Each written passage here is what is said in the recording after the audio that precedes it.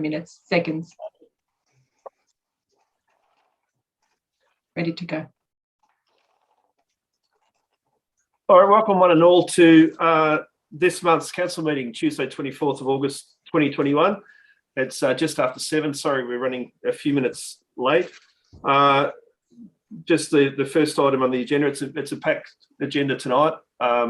Lots of council business and lots of questions. So we'll do our best to get through it as best we can. Just a welcome by the Mayor. Members of the public are advised that the meeting will be live streamed and recorded, and the live stream and video recording will be made publicly available on YouTube and Council's website. Northern Shire Council acknowledges the Wurundjeri Woi-wurrung people, and they are the traditional custodians of this land. We'd also like to pay respects to the elders, both past and present, and extend that respect to other First Nations people present. Councillor Duffy is going to do a good governance speech tonight.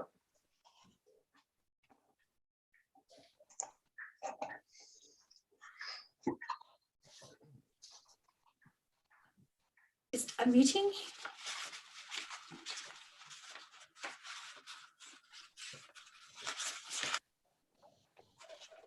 As councillors, we are mindful of our civic responsibilities and obligations. We pledge to take them seriously and to carry them out with diligence and integrity. We know the decisions we take will affect the people and environment of Nillumbik now and into the future.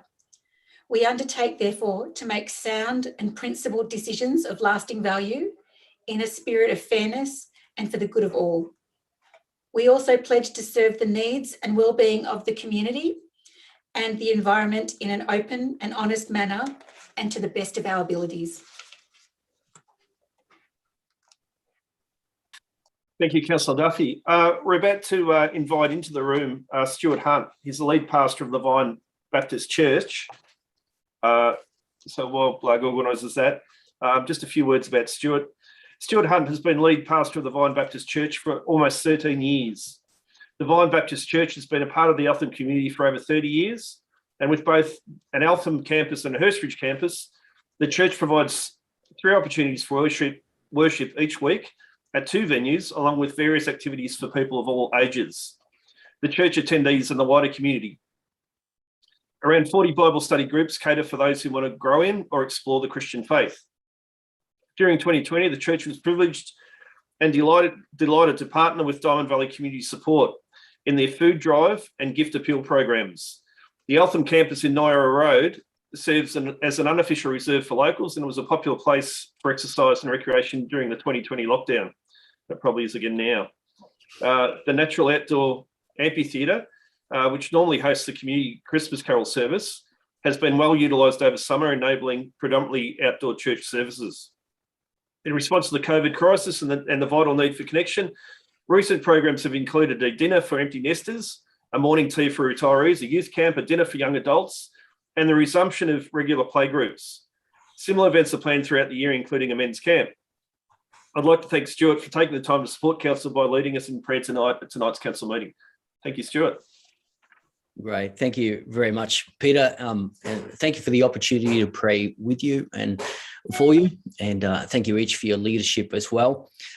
These are not easy times, and the more difficult, I guess, the time, the greater the need for good leadership. So let me pray with you. Heavenly Father, thank you that we can come to you in prayer. You love simple prayers, which is good, because sometimes we just don't have the words. Tears, feelings of anger, despair, even anxiety is all we have, and that's okay. We don't need to impress you, nor can we. You say, come to me, all you who are weary and carry heavy burdens, and I'll give you rest. And blessed are those who mourn, for they will be comforted. You love the earnest prayer, which is good, because sometimes we're not good at beating around the bush. Directness is all we have, but it's sincere. We genuinely need something and someone bigger than ourselves. And you say, blessed are the pure in heart, for they shall see God. You love an honest and humble prayer when we've come completely to the end of ourselves, when we can do no other than accept our limitations. In the face of uncertainty, we ask, to whom else can we turn? We simply and humbly admit our need of you. And you say, everyone who asks receives, and those who seek find, and those who knock, the door will be opened. You love a searching prayer when we just don't know. We've never been this way before, and there's nothing that's familiar. We don't know which way to turn. Going forward looks uncertain. Going back is not a choice. We need an understanding that transcends our own. And you say, if anyone needs wisdom, ask, and it will be given. So tonight, God, hear this prayer. Grant us rest, comfort, hope, and wisdom. Grant us peace, patience, kindness, and rest for our souls. Grant us your presence. Hear our prayer. In the name of the Father, the Son, and the Holy Spirit. Amen. Thanks very much, Stuart. Apologies, next agenda item, just looking for a motion. Oh, there are no apologies, sorry, so we don't need a motion. Presentations. I was saddened to hear about the recent passing of two of our Nillumbik Shire Council staff members, Suzanne Vincent and Dennis Buckley, recently. Suzanne Vincent was our school crossing supervisor at Wattle Glen Primary School from 2017. She is an active member of the school community and provided the team with laughs, such as telling stories of the children at her crossing. A standout story would be when she had a child pretending to be the sloth from Zootopia when crossing the road, and her trying to encourage the sloth to move a bit quicker. Suzanne was kind, witty, and showed much dedication to her job and children at Wattle Glen Primary, and she will be sorely missed by her friends, colleagues, and all of us at Nillumbik. Dennis Buckley, or Bucky, as he was known to everybody, commenced with the Shire of Eltham, now Nillumbik, on the 14th of October 1975. He spent many an hour operating a tractor and mower to ensure that the sporting grounds were always were always ready for a variety of matches and sporting events, and more recently, mowing the open spaces for everyone to enjoy. Before settling onto a tractor, he was also known to run garbage for a time, just to maintain his fitness while playing footy. He enjoyed the solitude of being in the tractor and being able to control his own workday. Dennis was well known and respected. After almost 46 years with the Shires of Eltham and now Nillumbik, Dennis has made a long-lasting and memorable impact with his workmates, past and present, and he will be sadly missed by all. So on behalf of Council, I extend my deepest condolences to Suzanne and Dennis's families, friends, and their colleagues at Nillumbik Council. Their work and time at Council is greatly appreciated and will not be forgotten. I was also saddened to hear of the recent passing of a local community identity in Robert Bell. I didn't know Robert personally, but I'm reliably informed that he was an authentic environmentalist and eco-warrior. He chose to spend his retirement voluntarily weeding the Kinglake National Park, roadside verges and paddocks of noxious weeds. He often chose to sleep in the bush and preferred to live without phones or modern conveniences. Robert knew every weed by its botanical name and its origins. He had a great knowledge of local bushland, native grasses, the wildlife who depended on them, as well as invasive species, and how to treat them safely without resorting to harmful chemicals and pesticides. Robert had the ability to encourage others to help him and to join in. He taught many, and his generosity shone through. Locals tell stories of finding a box of tomatoes on their doorstep, which could always be tracked back to Robert. He had no agenda nor political affiliation, acting only on his abiding love of the bush and the natural environment. Robert will be sadly missed by many in the Nillumbik community, and on behalf of Council, I extend our deepest sympathies to his family and friends. Just a quick report on the Diamond Creek Regional Play Space. The Diamond Creek Regional Play Space was developed by Nillumbik Shire Council through collaboration with community groups, local businesses and organisations. Many groups and people contributed to the refurbishment and construction of the Tram Cafe adjacent to the play space by the Diamond Creek Rotary Club and others. The play space features experiences for all ages and abilities. At the recent 2021 Awards of Excellence function, we were thrilled that the Diamond Creek Regional Play Space was announced as the recipient of a prestigious Park and Leisure Australia Award. The popular park, which was a huge collaboration between council residents, community groups and businesses, won the Play Space Award in the over $500,000 category for the Victoria Tasmania region. I attended the presentation night, and the park that came second, and I thought they would have beaten us, was the one up at Wallen, the wet, not sure what you call it, but the water park, I think it is. Diamond Creek Regional Play Space features experiences of all ages and abilities, and its nature-themed design references Diamond Creek's gold mining history. Funded with $2.5 million from the Victorian Government's Growing Suburbs Fund and designed and built by Ace Contractors Proprietary Limited. Congratulations to everyone involved who has made the play space such a success. And if you haven't visited yet, we look forward to seeing you there soon, as soon as we're allowed to use it. Confirmation of minutes is the next item on the agenda, and looking for a mover. Councillor Entran. Yes, I'd like to move that Council confirms the minutes of the Council meeting held on Tuesday, the 27th of July, 2021 in attachment 1. Thanks, Councillor Entran. Do we have a seconder? I'm happy to second that. Thanks, Councillor Payne. Is there any discussion on the minutes? Nope. I'll put that to the vote then. All those in favour? And it's unanimously carried. Thank you. Number 8 is disclosure of conflicts of interest. Does any councillor have a disclosure of conflict of interest? Yes, Mayor, I do in item, I think it's 123 on Bushes Road. Okay, we'll just make mention of that before that item, immediately before the item, and you'll be removed from the room, I think, is how it goes. Put in the Thanks. Northern Corner. Yeah. Petitions. So there's a petition containing 314 signatures, 143 physical and 171 online from residents calling on council to approve the demolition of the old Plenty CFA building and return the area to open space targeted to the needs of Nillumbik and Plenty community. So the following statement was included in the petition. Construction has commenced on the new CFA building situated on Heritage Park, in brackets, the land located directly west of the historic Plenty Hall. During various community consultations over the last 3 years, the weight of community opinion and expectations is that the loss of the Heritage Park and approximately 130 trees would be replaced through demolishing the current old CFA building and returning that area to open space.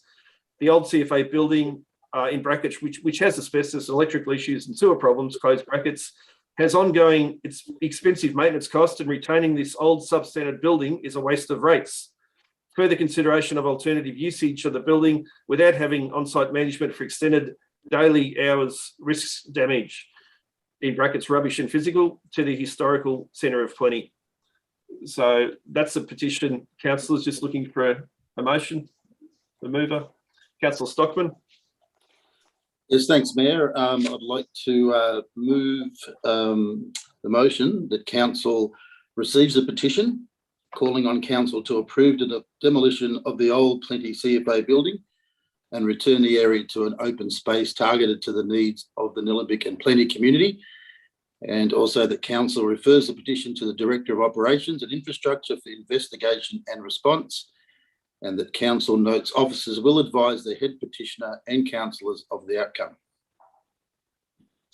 Thank you, Councillor Stockman. Do we have a seconder? Councillor Duffy. Councillor Stockman, do you want to talk to the motion?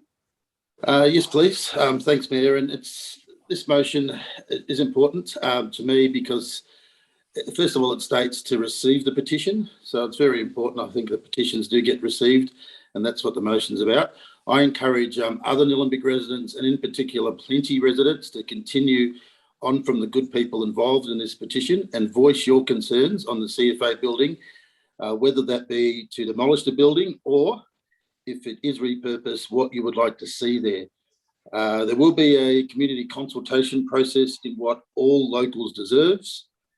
Before that consultation, as per what this motion iterates, the Director of Operations and Infrastructure will investigate and respond. Thanks, Councillor Stockman. The seconder, do you wish to speak? Or any other councillor? No. Yeah.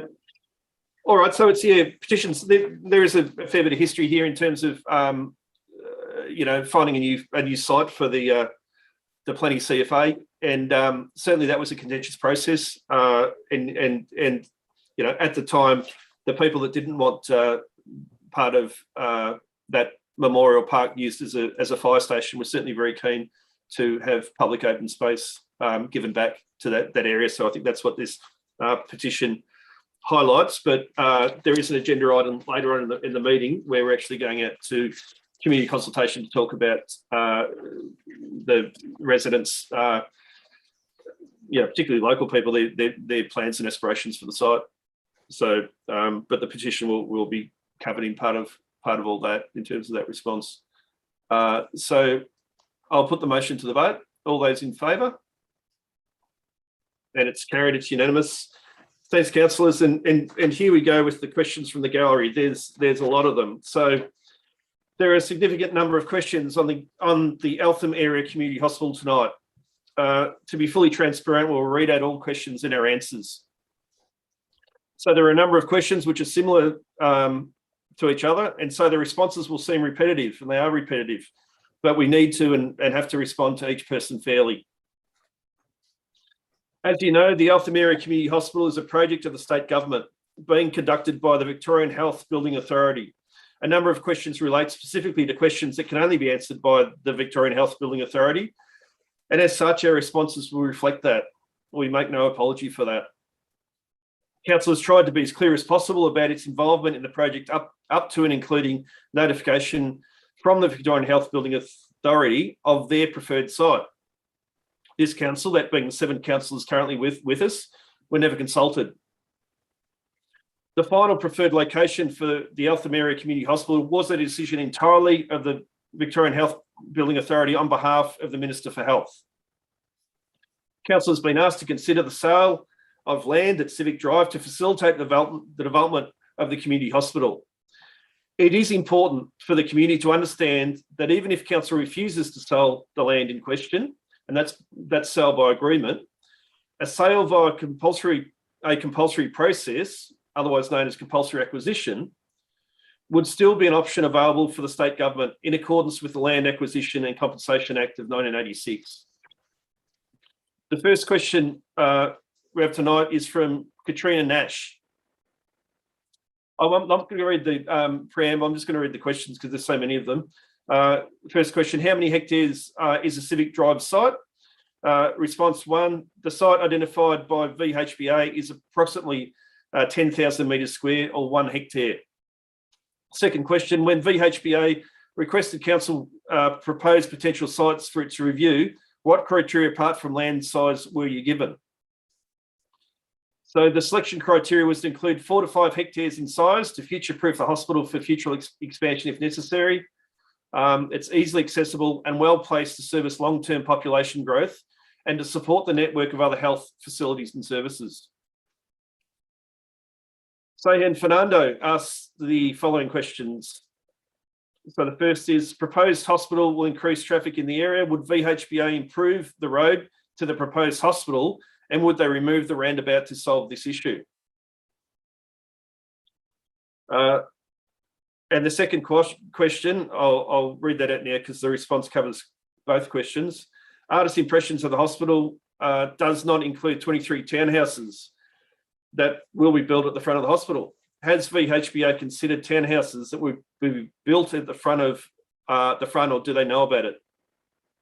So the response is the Eltham Area Community Hospital is a state government project undertaken by VHBA. It is understood that VHBA were aware of the townhouses to be constructed at Whittingham Circuit, including all other major projects and surrounding uses. Any questions about the project, including the impacts, would be best put to VHBA, as they are the responsible authority.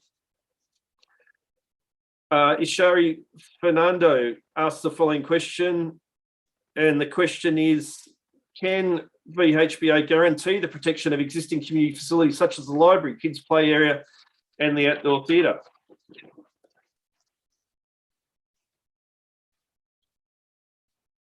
So council is a key stakeholder of the project. Council, as a key stakeholder of the project area and its surrounds, is seeking further detail on the proposed hospital and advice on its potential economic, social, and environmental impacts on the precinct.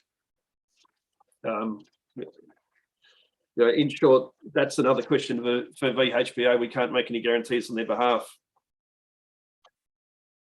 Crocky Hatton asks the following question. In the case of an emergency, such as bushfire, Will everyone from the new hospital, 3 schools, council office, library, stadium, shops and residents be able to evacuate this area safely and quickly? So council takes its responsibility for community safety very seriously, and as such, has and will continue to discuss such matters with VHBA. Council has and will continue to advocate for an efficient and safe road network in all discussions and communications with government. So the second question is, what efforts have been made to explore this option? And that option is in the preface of the question about the land fronting St John of God campus. So as a Victorian government project, any questions about the project and its location would be best put to the VHBA as the responsible authority. So the St John of God suggestion is, just for you to note, it's actually not in Nillumbik, that's in Banyule, and we don't believe that that was identified by anyone as a site in the year up to the state government announcing their preferred site. Travis Hall asks us, Apollo Parkways Primary School does not have a dedicated school parking area, and taking away even more car parks will cause traffic chaos twice daily for all commuters in this vicinity, council staff included. If the community hospital does go ahead in the Civic Drive location, will council finally look at parking alternatives for the 500 plus parents who attend the Apollo Parkways Primary School and currently use this area as one of the primary pickup and drop off points for children? So council as a key stakeholder has an interest in the impact of parking in the area if the community hospital does go ahead in the Civic Drive location, and will be interested in the parking solution VHBA may propose as part of the potential development. Council will advocate for an efficient and safe road network to the government and the VHBA. And just noting, Travis, that Apollo Parkways Primary School is a state government facility, and it's not within the remit of council, the ratepayers, to provide the required car parking. That's that situation. Rosemary Burdett asked the following questions. The proposed Eltham Community Hospital to be built on the only existing car parking spaces. I won't read the preface there. I'll go straight to the question. What will the Nillumbik councillors be basing their decision to sell or not sell the Civic Drive recreational open space to the state government for the Eltham Community Hospital? So Rosemary, council will need to gain a more comprehensive understanding of the proposal and its impacts before a decision can be made to sell the land to the government, the state government, for the Eltham Area Community Hospital. This will be informed by community feedback, and there's an agenda item later on tonight that provides a bit more info there. The second question is, council, will they be seeking information on traffic, public transport, parking reports prepared by the Nillumbik Shire Council's own infrastructure department, or will they rely on information provided by the Victorian Health Building Authority? So Rosemary, council has not been requested to provide any parking and traffic information to Victorian Health Building Authority. Council is not aware of the scope of any traffic or parking studies the VHBA may undertake. Council takes its responsibility for community safety very seriously and has raised these matters and concerns with the relevant authority, VHBA. Joe Conlon asks us, the VHBA recently replied to a query concerning traffic and parking at Civic Drive that a detailed analysis and traffic management plan would be produced. Will Nillumbik councillors sell the Civic Drive site in the absence of this detailed analysis? As VHBA have stated, only a preliminary one has been completed at this point. Council will need to gain a more comprehensive understanding of the proposal and its impacts before a decision can be made to sell the land to the government for the Eltham Area Community Hospital. So that decision will be informed by the community feedback and all details of the proposal, noting that even if council refuses to sell the land to the state government, doesn't mean they're not going to compulsory acquire the land. That's an option very live to them. Peter Burdett asked the following questions. Given that most hospital precincts are built around a hospital after it is built, how does the Nillumbik Shire Council envisage inserting such a large and busy hospital site in the middle of an open space playground recreation library council office area will work. So council will need to gain a more comprehensive understanding of the proposal and its impacts before a decision can be made to sell the land to the government for the Eltham Area Community Hospital. That does not mean they will not compulsorily acquire it if council refuses to sell the land. The decision will be informed by community feedback and all details of the proposal. Second question is, how will this space accommodate the future expansion of the hospital, given that this is one of the requirements stated by the VHBA? Please do not refer this question back to the VHBA, as this directly relates to council making a decision on whether or not to sell this land to the state government. Council will need to gain a more comprehensive understanding of the proposal and its impacts before a decision can be made to sell the land to the government for the Eltham Area Community Hospital. This decision will be informed by community feedback, officers' reports and all details of the proposal. Noting that if we don't sell the land, they could compulsorily acquire it. Carol Doherty asks the following question.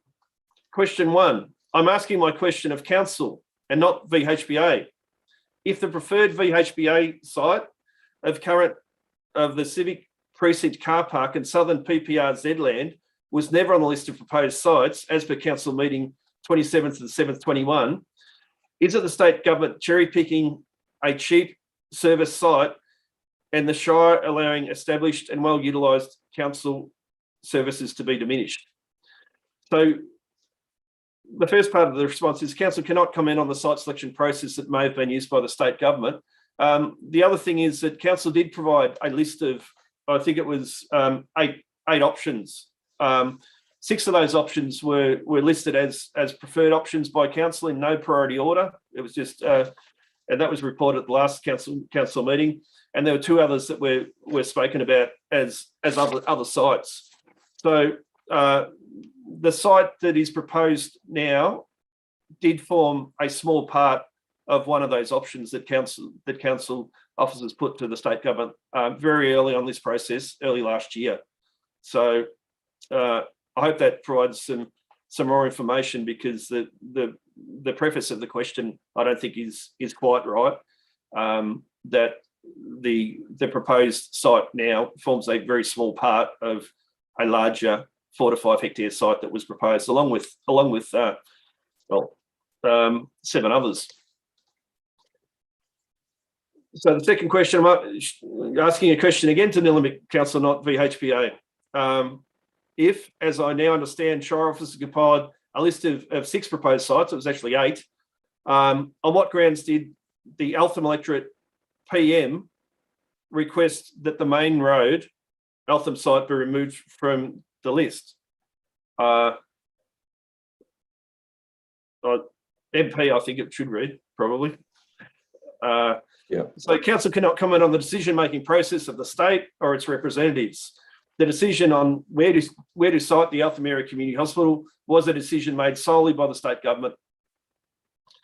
Kelly Farrow. So question 1, bit of context there. We'll go straight to the question. Can councillors please clarify what are the potential financial benefits to the Nillumbik Shire, in brackets one-off and/or ongoing benefits, that might come from selling the Civic Drive site to the Victorian Government for the Eltham Area Community Hospital?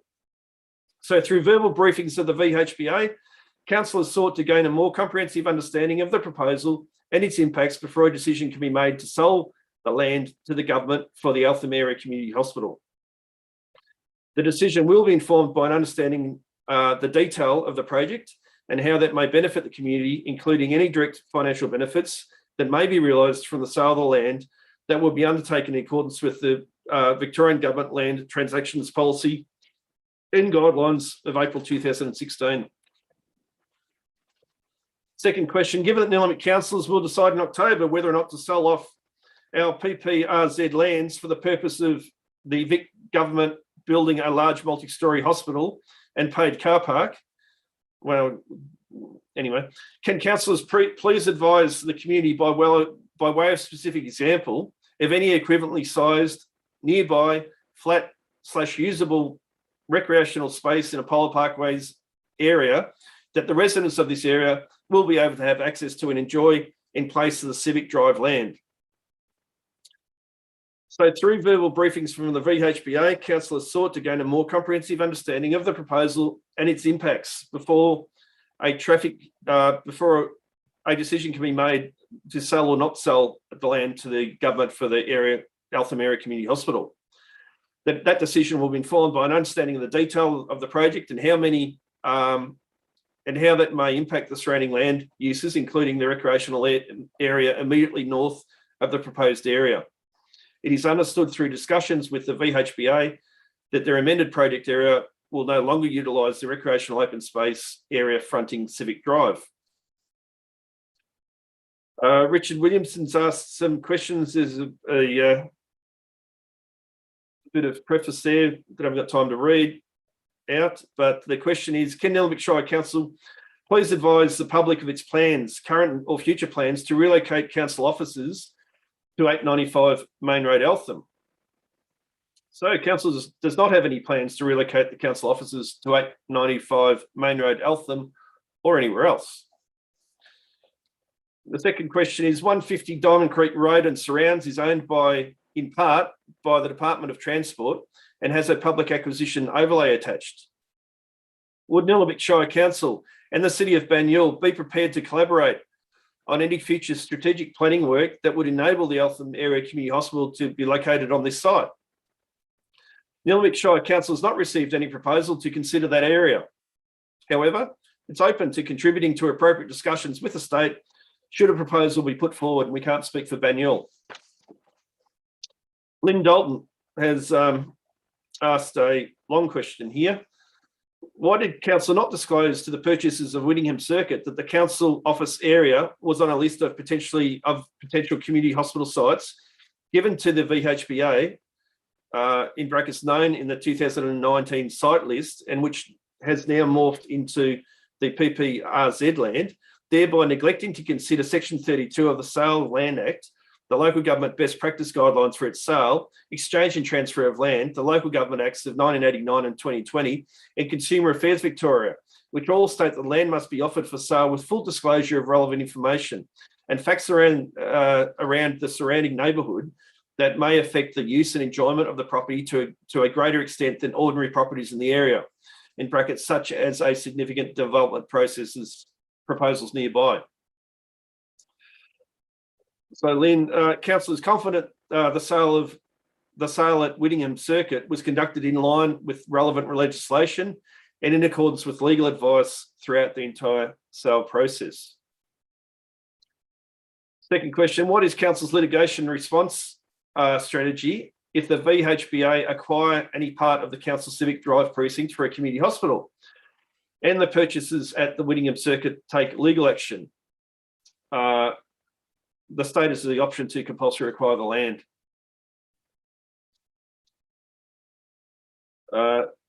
Leanna Dalton has got another two questions. Could that be right?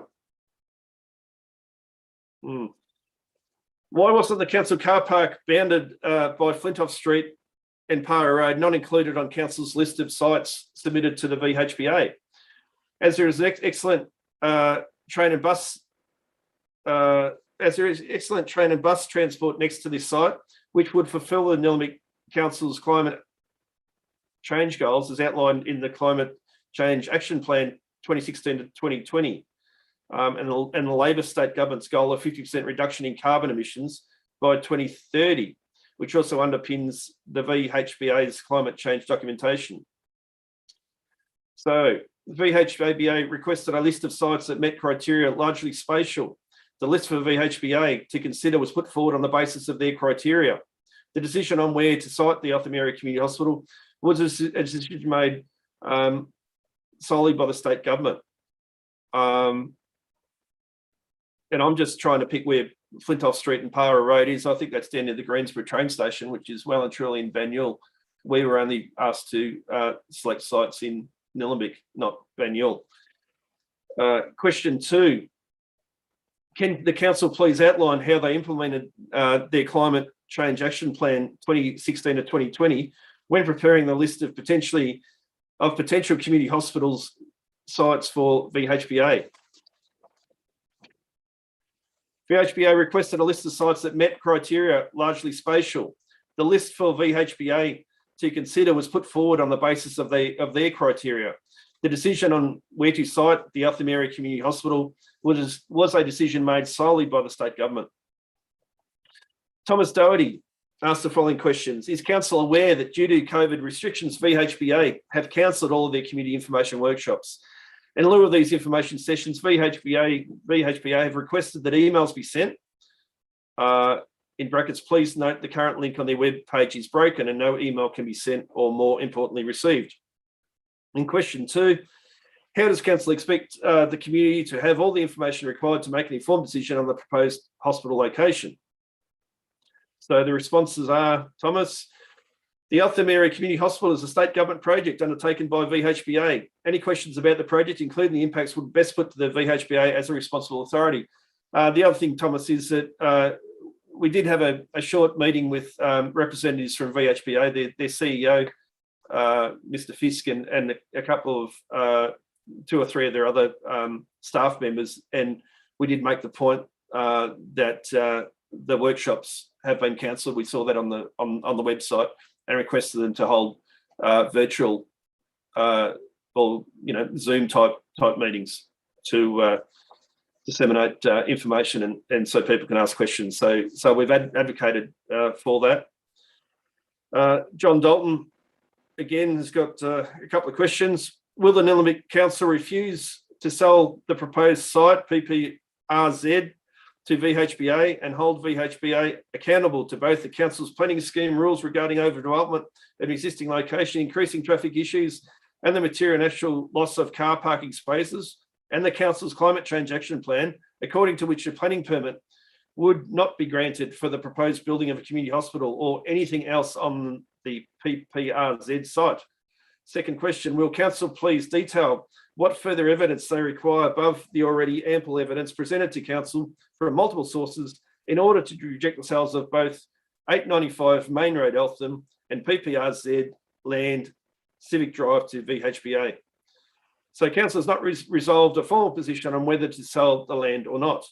Council is seeking further detail on the proposal and its impacts before a decision can be made. This will be informed by a better understanding of the project's detail and the broader community feedback. And it's also worth noting that the state government would still have compulsory acquisition available to them if council did indeed resolve not to sell the land. Margaret McKenzie asks the following questions. Could you please provide me with the dates as to when council sent any communications to residents in the community by post or email since 2019, 2020 and early 2021 regarding the proposed hospital? So the Eltham Area Community Hospital is a state government project undertaken by VHBA. As such, communications about the project are managed by the state who manage the project. VHBA and Vicky Ward both state that a major benefit of the proposed hospital is that it's close proximity to retail. Would council call IGA Shopping Centre with a few shops as retail? Hello. Knowing council's previous dealings with the private landlord, how can Vicky Ward or VHBA guarantee this will reinvigorate the shops when the reopening of the TAFE did not reinvigorate the shops? So Margaret, as you can imagine, the Eltham Area Community Hospital is a state-owned or a state government project undertaken by VHBA. Any questions about the project, including the impacts, would be best put to the VHBA as the responsible authority. Stuart McKenzie, in council's opinion, why was Apollo Parkways and Eltham the only areas up for selection when you have Diamond Creek, Greensborough, Montmorency, all with accessible transport and train stations and retail? Good question, but the decision on where to site the Eltham Area Community Hospital was a decision made solely by the state government. Council officers did propose a site in Greensborough and Diamond Creek, but not in Montmorency, as it is not in Nillumbik Shire. So the site in Greensborough is a site under contention at the moment. Diamond Creek, there was one proposed there, but yeah, Montmorency is in Banyule. So it's been suggested that Eltham does not want the traffic from the hospital, even though it is a major activity centre. Does this then defeat the argument of potentially moving council offices to Main Road Eltham site? So the decision on where to site the Eltham Area Community Hospital Was a decision made solely by the state government, the siting of the community hospital is a different proposition to council officers. And as we've said previously, there's no plan to move the council officers to Eltham, Main Road, Eltham, or anywhere else.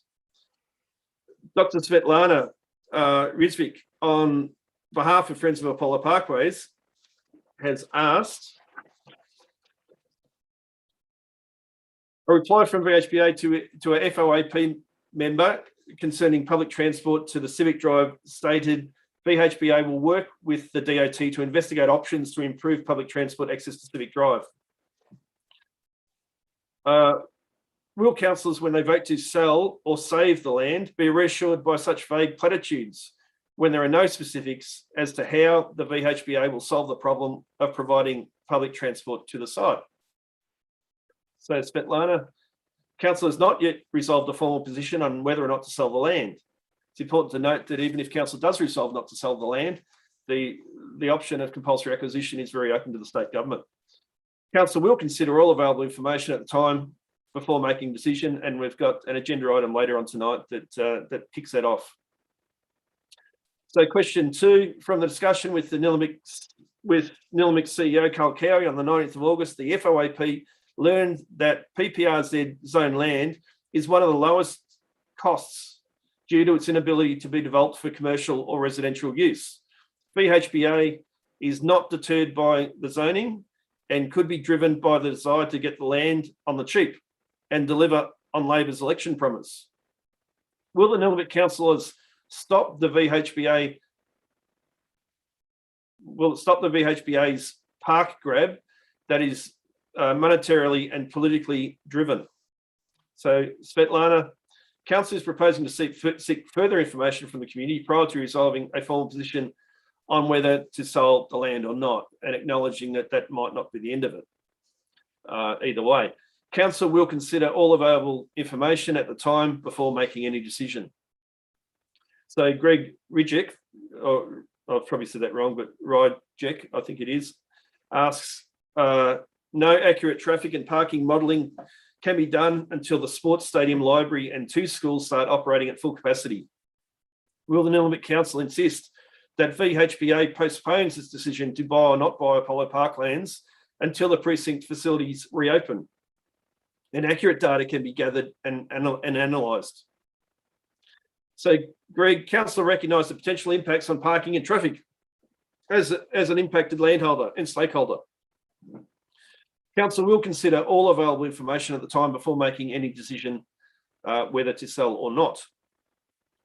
Council will advocate for an efficient and safe road network to the government and the VHBA. Dr. Svetlana asks the following questions. Diane Lever, in brackets VHBA Executive Manager Planning and Development, stated in the meeting with Vicky Ward and FOAP on 27th of July that the compulsory acquisition of the site is not on the cards. Page through the meeting's transcript. In their negotiations with Nillumbik Shire Council, did any of the VHBA representatives refer to compulsory acquisition as the means of purchasing the site for the Eltham Area Community Hospital from Nillumbik Shire Council? Question 2, if not, why and who is using this surmise to corral the councillors into submission and make them sell the land because the state government will take it anyway? The response to questions 1 and 2 is yes. Compulsory acquisition is an option that is available to the state. Tim Fleet asks the following questions. Question 1, regarding the proposed community hospital in Civic Drive, will any internal traffic profiling and car parking modelling being completed by council be available to the public prior to the end of Nillumbik's community consultation period?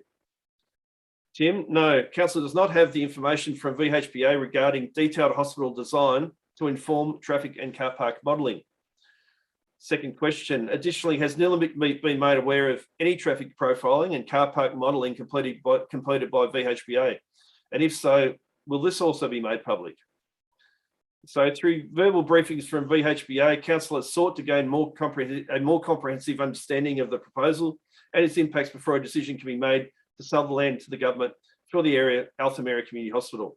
Council is not aware of the scope or likely timelines of any such traffic or parking studies that VHBA may undertake, although we have advocated for such. Kate Fleet says, Nillumbik councillors and council officers aware that the City of Banyule Council were excluded from the process to identify the best site for the Eltham Area Community Hospital. So Kate, council is aware that there was no approach to Banyule City Council from VHBA for the purpose of site selection for the Eltham Area Community Hospital. Second question, given that the VHBA have identified the major benefit for Civic Drive's site selection is proximity to North East Link and Ring Road, is there any reason in council's opinion why Banyule would not have been asked to submit potential sites for VHBA? Best asked VHBA on that one. Diane Brooker. No previous or current councillors have resolved to submit any land to the VHBA for consideration. In future communications, can the decision be made clear? The Civic Drive site was self-selected by VHBA and never offered by the council. The Civic Drive site was not recommended by council officers as the preferred site.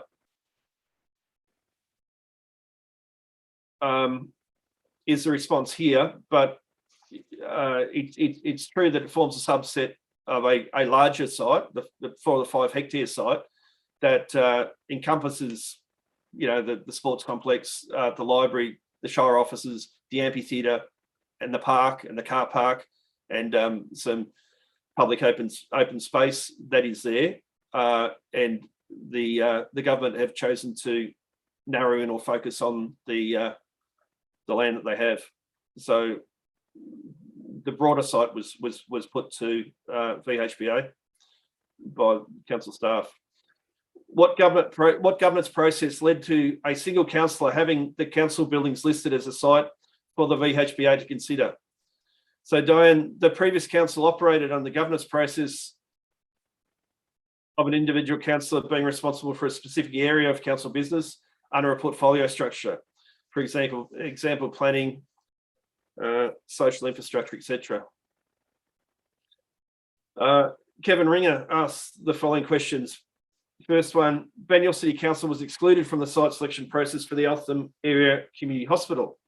How can Nillumbik councillors assure themselves that the parkland at Civic Drive was the best and only feasible site for the each, given this failure to engage with the City of Banyule?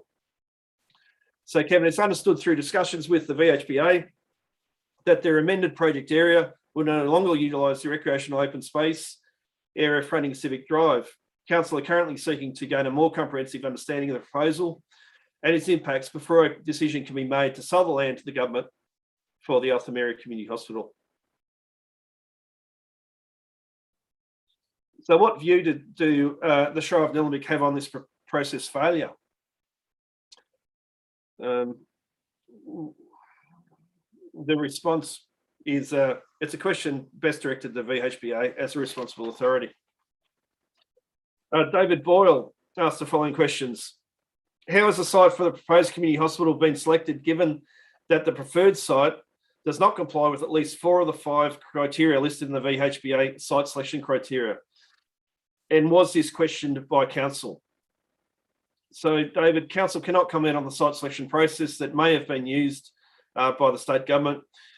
The Eltham Area Community Hospital is a state government project undertaken by VHBA. Any questions about the project, including the site selection, would be best put to the VHBA as the responsible authority. Council officers have advocated for options within the Eltham Major Activity Centre as preferred on the following basis: placing a major community facility into an activity centre, providing an anchor employer for the activity centre and one benefiting the predominant skills of local workforce, supporting synergies with surrounding services, retail, etc., placing the hospital in close proximity to a public transport hub, making high use of key development sites in the activity centre, and the above outcomes are highly consistent with state and council activity centre policy. So the second question is, will council make available to the community the report and or business case that has resulted in the proposed site being the preferred site? So council has not received a report and or business case that has resulted in the proposed site being the preferred site by the state government and the VHBA.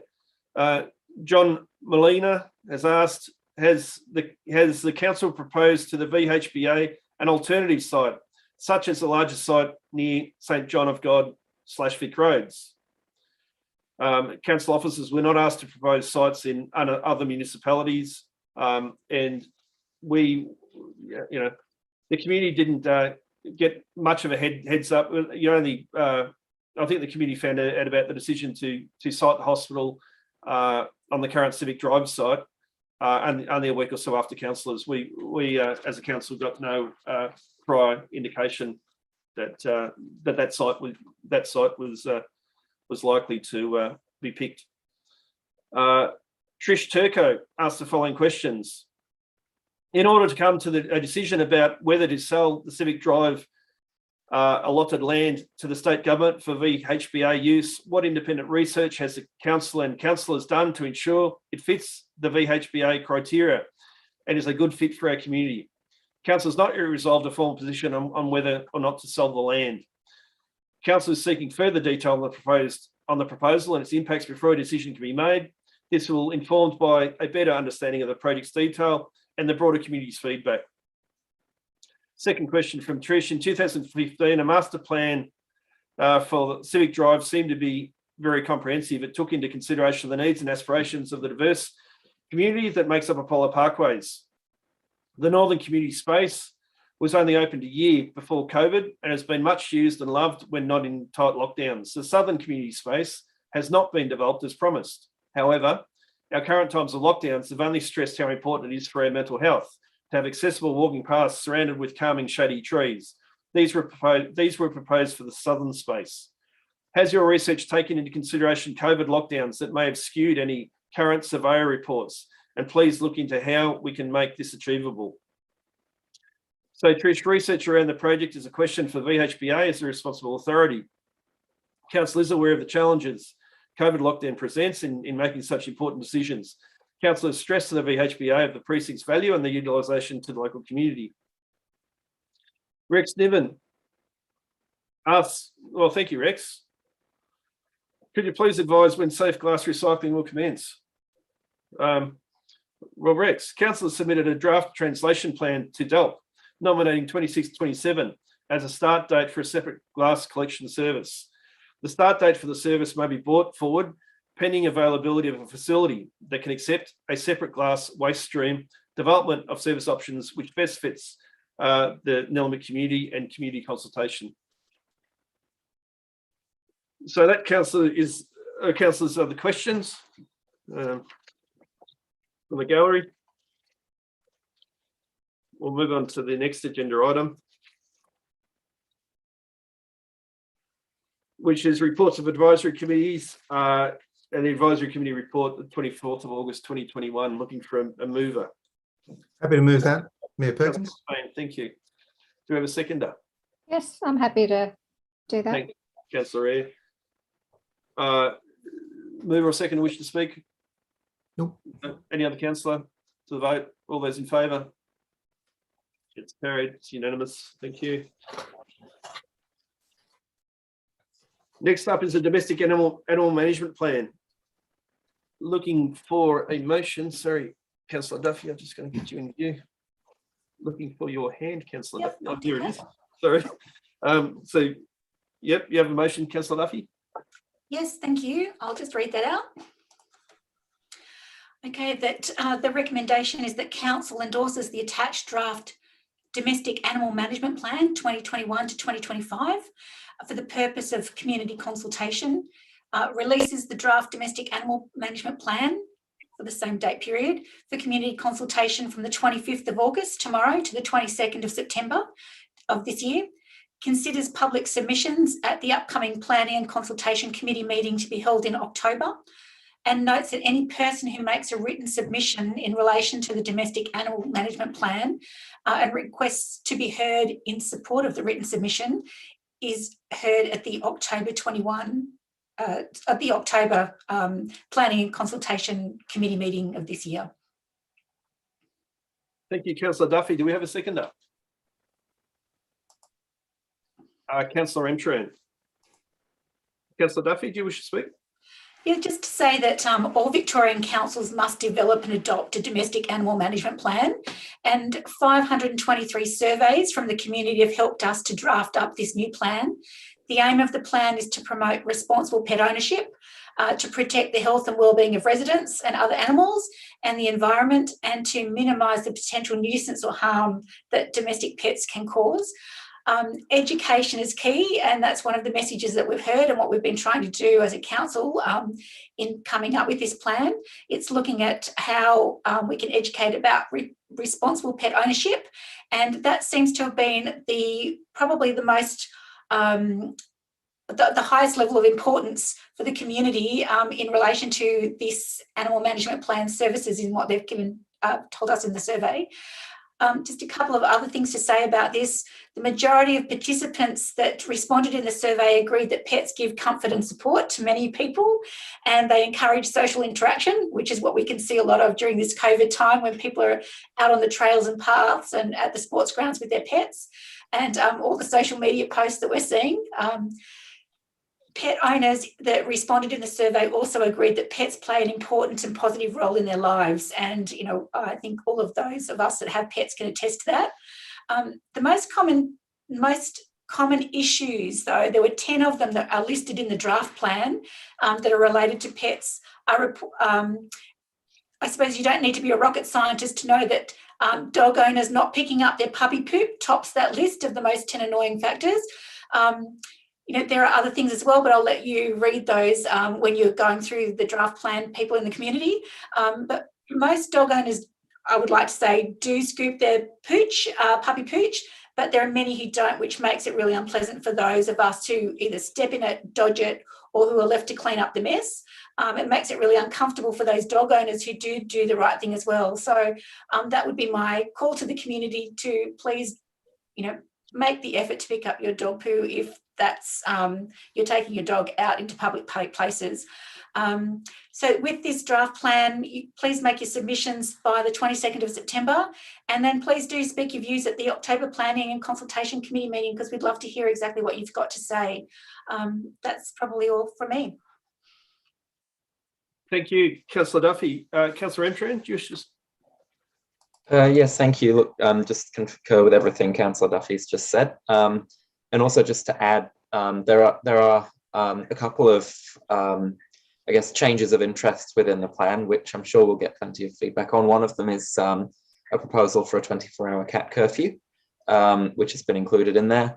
A lot of submitters were in favour of that, and it would be, you know, it would be a win for our wildlife if that were to go through.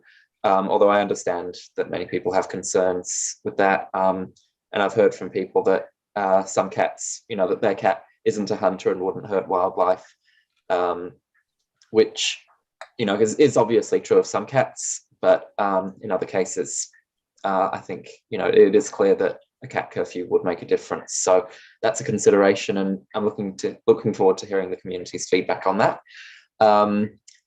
The other one in the plan is I've heard from a number of residents in my ward about the issue with the requirement to desex very young dogs, and that pet registration fees actually go up if your dog isn't desexed, when actually dogs are not meant to be desexed until they reach a certain age, because it's quite bad for them. So the plan will look into whether we can alter that age in order to allow people to not desex their younger dogs, and then we will increase that fee if the dog isn't desexed when it reaches a certain age. So yeah, some really positive changes in there. And I think Councillor Duffy mentioned some as well, including the dog poo bags, which is a big issue. Yeah, looking forward to seeing the feedback from the community and getting the plan passed and acting on it. Thank you. Thanks, Councillor Entran. Any other councillor wishing to speak? Look, I'll just sum up by saying, look, you know, I believe it's a good plan. It's been well informed by, you know, a really thorough survey and a lot of responses, 523 surveys. Like, you know, the please have have a look at the plan, but also if you get a chance, and if you haven't already read it, have a look at the officer report that's attached to it tonight. That certainly does provide some context in terms of what our pet owners are thinking. Look, I think that the survey was very, very valuable and it's helped inform the plan. So hopefully when it goes at the broader community consultation, that will pay off. But certainly thanks to all those who have submitted so far in terms of helping council with the surveys anyway. But it's a start of a broader engagement piece which starts tonight. So I'll put that motion to the vote. All those in favour? And it's carried, it's unanimous. Yep. The next item is intention to declare a special rate renewal for the Diamond Creek Business Precinct. And I'm looking for I'll do that as well, Mayor. Thanks, Councillor Duffy. Okay, so it's just coming up on the screen. So the intention to declare a special rate renewal for the Diamond Creek Business Precinct. The recommendation is that council gives notice of intention to declare a special rate for Diamond Creek Business Precinct. The council advertises the required public notice of council's intention to declare the special rate scheme for a minimum of 28 days as required by section 163 of the Local Government Act 1989.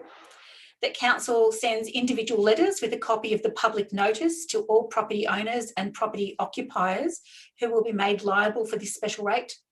And that council hears and considers submissions at its planning and consultation committee meeting to be held in November, the 16th of November of this year. Thanks, Councillor Duffy. Do we have a seconder? Councillor Stockman. Councillor Duffy, do you wish to talk to it? Yes, just to say that in my time on council, I've been lucky enough to be able to go along to the Diamond Creek Traders Association meetings along with Mayor Perkins and Councillor Stockman, which has been really insightful, and there's a lot of work that the Trading Association does on behalf of the traders and for the people of Diamond Creek to make it a lively, attractive place to go. So the special rate charge is for the purposes of marketing, promotion and development of Diamond Creek. It's been in place since 2017, so this is not a new scheme, but what it is proposed is as a new scheme for the next 5 years, and it's been requested to be renewed by the Diamond Creek Traders Association. There are other schemes like this in other commercial parts of the Shire, so this levy is similar to those. So the levy is on a number of the Diamond Creek traders. The payment is made to council and then council pays that money to the Diamond Creek Traders Association, and it raises a considerable amount of money for those marketing purposes. And what there is a fabulous marketing plan that supports this as well, showing the activities that the Diamond Creek Traders Association do on behalf of the traders when it comes to things like streetscapes, marketing, digital marketing and events to try and generate activity that will bring people into Diamond Creek, so people spend their money with the traders to be able to buy local, but also just to create a sense of community in our township of Diamond Creek. I think that's about all I'd like to say on this, just to encourage everyone that would like to put a submission forward to do so, to put your fors and against. But at this stage, it seems to be very much a proposal where people are wanting this to take place. So again, this is money that council collects and passes on to another organisation to enable them to do the work that they do. Thanks, Councillor Duffy. Councillor Stockman. Yeah, thank you, Mayor. I'd first like to say, well said, Councillor Duffy, and I agree with all that she said, but also that council, well, everyone's good guys here. I think it's very important, and something that I didn't really know that much before I was on council, but council are the good guys here. We actually collect the rates. We do a lot of work. We don't keep any of the rates for ourselves as well. So just like to say well done to our council for that. Thanks, Councillor Stockman. Any other councillors? Look, this is Diamond Creek Traders Association, like the Eltham Chamber of Commerce and the Hurstwich Traders Association, do a fantastic job. The committee is made up 100% of volunteers. The process basically, it's like always sort of thought it's a bit like a special charge scheme to or to seal your road if you live on a dirt road. Basically, it's very much, it goes out to the vote. If the majority of the people covered by the scheme want council to collect the money, we collect the money via the rate process, and we hand it over to the Traders Association, or in Hurstbridge's situation, the Hurstbridge Traders Association or Eltham Chamber of Commerce, and it's the Traders Associations that administer those monies and spend it on those things to promote the business activity of their area via their marketing plan. So, a lot of people see these businesses see a rate bill and they assume that council's collecting their money and then we're deciding how to spend it. Very much the reverse is true, in terms of it's the Traders Association that decide how and where and when that money is spent. So what they're proposing is another 5-year rate, special rate. They're freezing their budget. Well, they haven't gone up any from last time 5 years ago, apart from CPI. So I think they're looking at raising 120,000 in the first year, and then go up by CPI each year after. Look, I just congratulate the work of the Traders Association. There's 137 properties that are affected in the scheme. They've already got survey responses from 20 of those, and 19 were in support, 1 was not in support. So it's looking good so far for the scheme to get up and keep up the good work. Committee of the Diamond Creek Traders Association, certainly what you do for the businesses in Diamond Creek, it's not just for the business, it's also for the broader community. And it's a little known fact how much work these business people do on a voluntary basis to improve our activity centres in Hurstbridge. So I'll put that motion to the vote. All those in favour? And it's carried, it's unanimous. Thank you, councillors. The next item is Acknowledgement of Country. How about I do that one as well? Thank you, Peter. Okay, the Acknowledgement of Country. The recommendation is that council endorses the updated short and long acknowledgements of country prepared in consultation with Wurundjeri Woiwurrung elders for use in council meetings, events, publications and communications, and notes the Acknowledgement of Country guide in attachment 1. Thanks, Councillor Duffy. Do we have a seconder? Councillor Payne. Back to you, Councillor Duffy. Oops, my apologies. Didn't expect that to go off, sorry. Okay, so just looking at an acknowledgement of country, there can be confusion about what's the difference between a welcome to country and an acknowledgement of country, and who performs each one. So just for those that are listening in at home who might need some clarification, a welcome to country is performed by a traditional owner, usually an elder, as an invitation onto the land to enjoy it, respect it, and to be granted safe passage. An acknowledgement of country can be given by anyone as a measure of respecting traditional owners, elders and their law.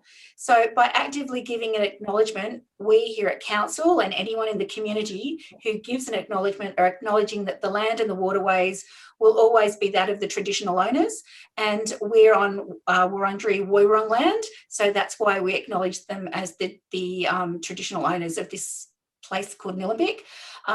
So we're acknowledging that in spite of invasion and colonisation, First Nations people continue to survive. So Nillumbik Council has been on a reconciliation journey for many years, which we're proud of, and continues to have a commitment to becoming a better ally to the Wurundjeri Woiwurrung traditional owners and to all First Nations people. So if we go back 23 years ago, Nillumbik Shire Council made a formal council apology and commitment to Aboriginal reconciliation, and that was accepted by council and presented to senior Wurundjeri elders in front of a huge crowd down at Wingrove Park in Eltham.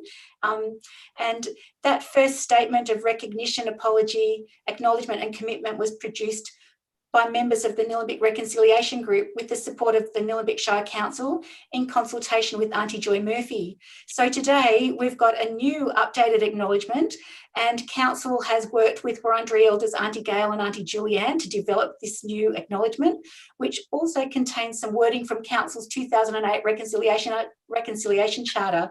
So it's great to see the progression of this. I'd just like to take a moment to read out to people what those acknowledgements are, and then I'll stop speaking. So the short version is: we acknowledge the Wurundjeri Woiwurrung people as the traditional owners of the country on which Nillumbik is located. We pay our respects to elders past, present and future, and extend that respect to all First Nations people. We respect the enduring strength of the Wurundjeri Woiwurrung and acknowledge that sovereignty was never ceded. The long version of our acknowledgement to country is as follows. Nillumbik Shire Council respectfully acknowledges the Wurundjeri Woiwurrung people as the traditional owners of the country on which Nillumbik is located, and we value the significance of the Wurundjeri people's history as essential to the unique character of the Shire. We pay tribute to all First Nations people living in Nillumbik, give respect to elders past, present and future, and extend that respect to all First Nations people. We respect the enduring strength of the Wurundjeri Woiwurrung and acknowledge the ongoing impacts of past trauma and injustices from European invasion, massacres and genocide committed against First Nations people. We acknowledge that sovereignty was never ceded. Wurundjeri Woiwurrung people hold a deep and ongoing connection to this place. We value the distinctive place of our First Nations people in both Nillumbik and Australia's identity, from their cultural heritage and care of the land and waterways to their ongoing contribution in many fields, including academia, agriculture, art, economics, law, sport and politics. Thank you. Thanks, Councillor Duffy. Good on you. Councillor Payne? Yes, I just wanted to say that I endorse the move to the new Acknowledgement of Country, and just to say that the language is strong, it's deliberately so. Words like invasion, massacres and genocide are there for a reason. It is uncomfortable for many people to hear that spoken in public, but this is part of our truth-telling and facing up to our past. And we also have the ability to customise the acknowledgement to different occasions as well. So we have an ability to customise to the councillors as to what they want to say on those occasions. And it just marks a change in the values of a society. These things happen every now and then, and this is our marking of that tonight. Thank you, Councillor Payne. Any other councillor? Councillor Eyre. Thank you, Mayor. I just think it's great that Council's working closely with Wurundjeri Elders to not only work on wording for our acknowledgement, but on other projects and services that Council has going, including reconciliation, so advancing reconciliation. So I'm really pleased that we have worked on an updated acknowledgement and language to be reflective, and to have the feedback from the elders, which is really important. So I just think that it makes sure that we're representative and inclusive of our First Nations people. And so I'm really pleased with our new wording. Thank you. Thank you, Councillor Eyre. Councillor Emtran. Yes, look, I'd just like to thank Wurundjeri Elders for working with us on this, and thank officers for putting so much effort into working with local Wurundjeri to put this together.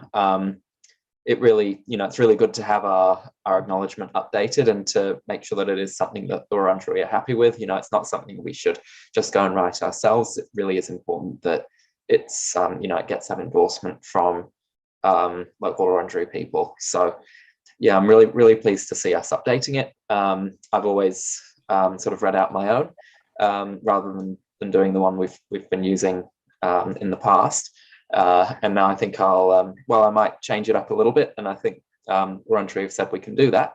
I'll feel much happier sticking to the wording that we've got, because I think it's really good, and I know the Wurundjeri have approved it as well. So yeah, thank you to everyone who's helped make this happen. Yeah, it really is a good step forward for us. Thank you, Councillor Entran. If there's no other councillors wishing to speak, we'll put that motion to the vote. All those in favour? And against? Well,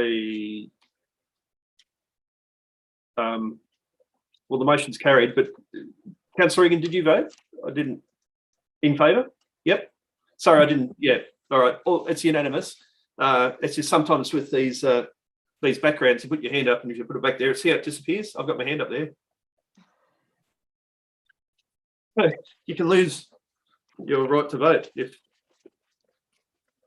you go back like that a bit. Anyway, the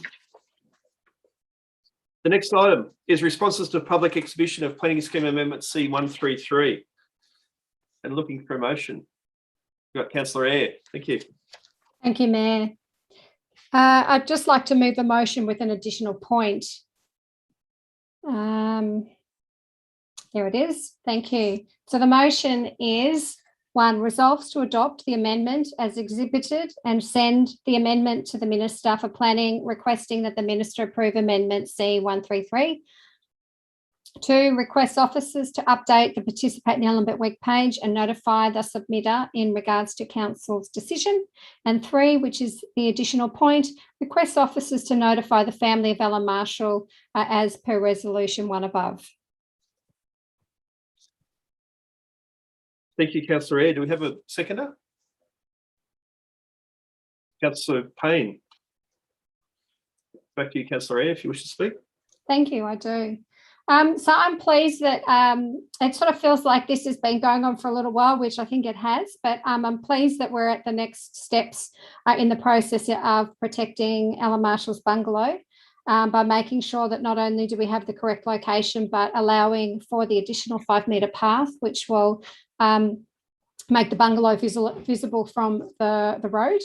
And I think it's also important to note the additional point of contacting Alan Marshall's family to let them know what we're doing and to show that we do appreciate and admire all the work and the contributions made by Alan for our community and within our community. And we want to know and protect and acknowledge the significance of Alan Marshall within our community, the bungalow where he worked. So that's really all I wanted to say, but I'm just really pleased that it's moving on now to the Minister. So thank you. Thanks, Councillor Eyre. Councillor Payne? I just wanted to reiterate Councillor Eyre's commendation of this. It's wonderful that we are looking after our past. I know that a lot of council's work is to maintain what we have, and sometimes the snappy reactions of locals and council officers maintain the past as well, manage to save things that are important to us. Quite a few of the business items of the agenda items tonight are about heritage properties, and this is one of them. And I think it's great that we've been able to grab something in time and preserve it for the future. Thank you, Councillor Payne. Any other councillor wishing to speak? I can just sort of say that, you know, the great thing about these heritage overlays for me is the heritage studies that inform the work. And although this heritage study that associated with this has been around for a while, I hadn't actually seen it. That heritage study was completed in 1992, sort of thing. But and some of the submissions, Jim Connor made mention of the fact that Alan Marshall and his family lived in Diamond Creek for a time. And I just sort of thought, oh, there might be a bit of local interest in Diamond Creek on Alan Marshall, and he's actually buried in the Nillumbik Cemetery, which is in Diamond Creek. And I did put a post on Facebook, and it was, a lot of interest, in local history, and the fact that Alan Marshall is buried at that cemetery along with Gordon Coventry and others. So we do have some fantastic local history, and very happy to support this motion. So I'll put the motion to the vote. All those in favour? And it's unanimous. The next item is the Kangaroo Ground War Memorial Park Draft Management Plan for council endorsement for the purposes of public exhibition. Councillor Entran, your motion. Yes, I'd like to move a motion a little bit different to the recommendation. So I'd like to move that Council 1 endorses the Kangaroo Ground War Memorial Park Draft Management Plan, 24 August 2021 in Attachment 1, subject to the amendment outlined in Part 2 of this motion for public exhibition to seek feedback via Participate Nillumbik for a period of 28 days from Monday the 30th of August to Sunday the 26th of September 2021 inclusive. 2, amends the list of stakeholders on page 31 of the draft plan to include the Kangaroo Ground Cemetery Trust and Wurundjeri Woiwurrung Cultural Heritage Aboriginal Corporation, and puts the list in alphabetical order. 3, requests that officers after the consultation period run a workshop with the stakeholder group and council to discuss how all feedback received will be incorporated into the plan. And 4, hear submissions received to exhibition of the draft management plan at the November Planning and Consultation Committee meeting. Thank you, Councillor Entran. Do we have a seconder? Councillor Duffy. Thanks, Councillor Entran. Thank you. Look, I'm really excited to see this project moving forwards. We really do need a plan for that park so we can really help to maintain it and protect it, and also enhance it for the really incredibly beautiful community asset that it is. I have heard from a number of stakeholders during this process that they're concerned about the impacts that the plan could have on the park. It really has been a community park right since the very beginning. It was the tower there was built using materials that were donated by the local community. It was built by the community, and since then it's been upkept and maintained by members of the community.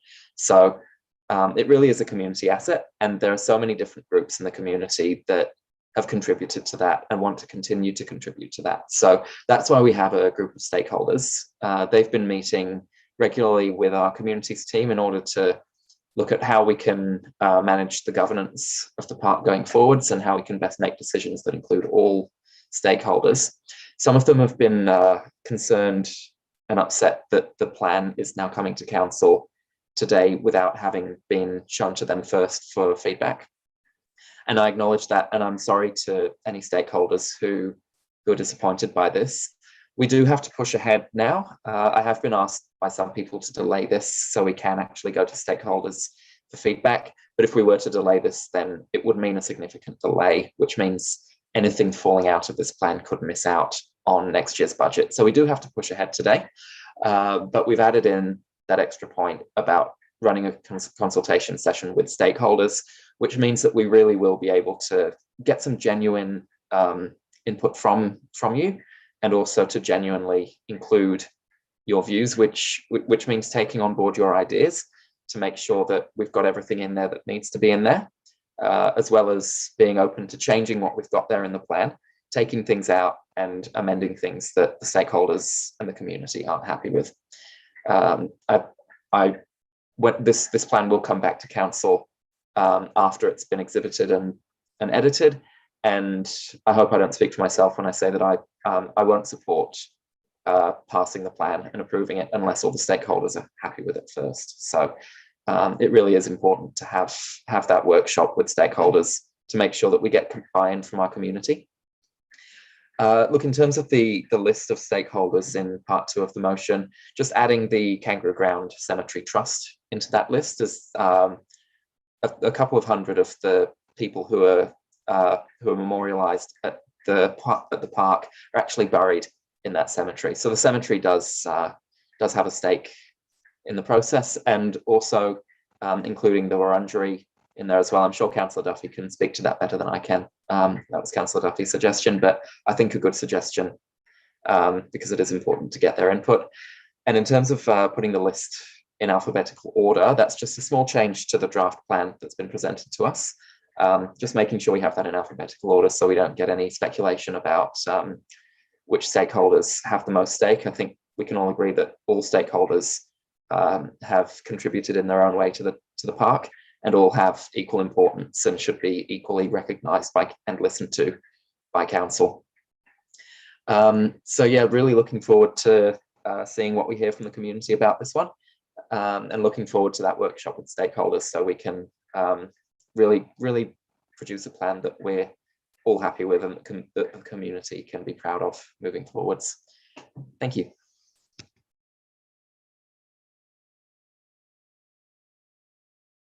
Sorry, I was on mute. Thank you, Councillor Amtran. Councillor Duffy. Thank you, Mayor Perkins. I would just like to agree with all the things that Councillor Amtran just said. As a location in Nillumbik, it's fabulous. There are amazing views. It's a space to be enjoyed, and it's a space to remember. And I think one of the things that I really like about the Kangaroo Ground Memorial Park is that for me, it's been a place of education.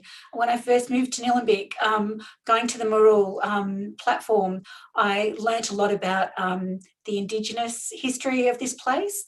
I learnt a lot about the European history of this place.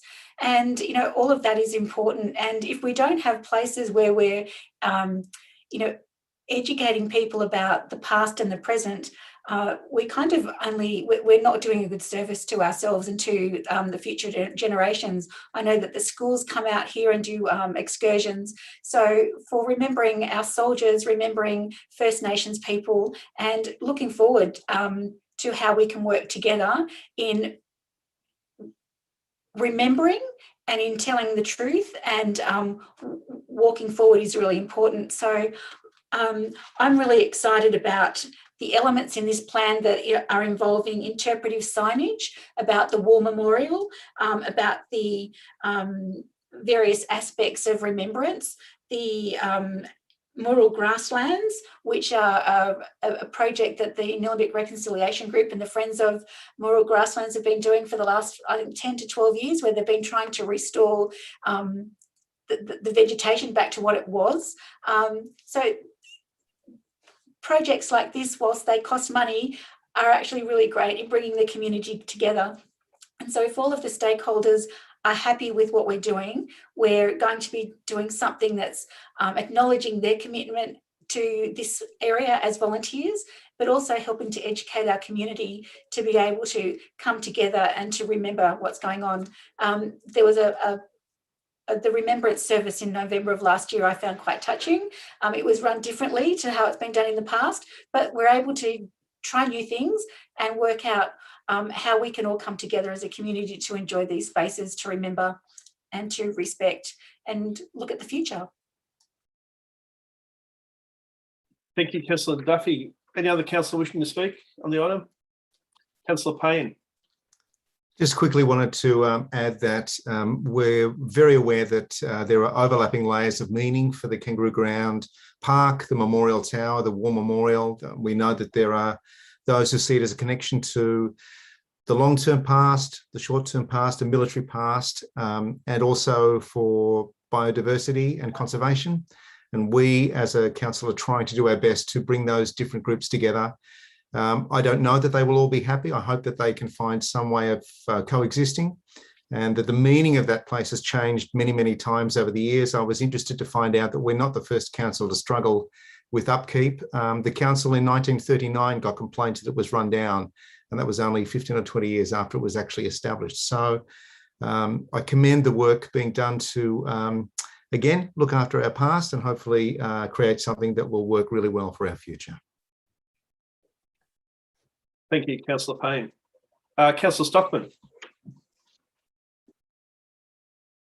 Sorry, thank you, Mayor. First of all, I'd like to feel like I'm a little bit of a part of it too, after looking at Councillor Ramtran's backdrop all the time. I believe that is Kangaroo Ground back there. But I think our council, or I know our council, is really pushing hard on our draft council plan on inclusion, and I really I like the look of this motion, and certainly including everyone, and let's see if everyone can work together on this great project. Thank you. Thanks, Councillor Stockman. No other councillors wishing to speak. I'll put the motion to the vote. All those in favour? And it's carried. Yep, thank you. It's carried. It's unanimous. Thank you. The next one is the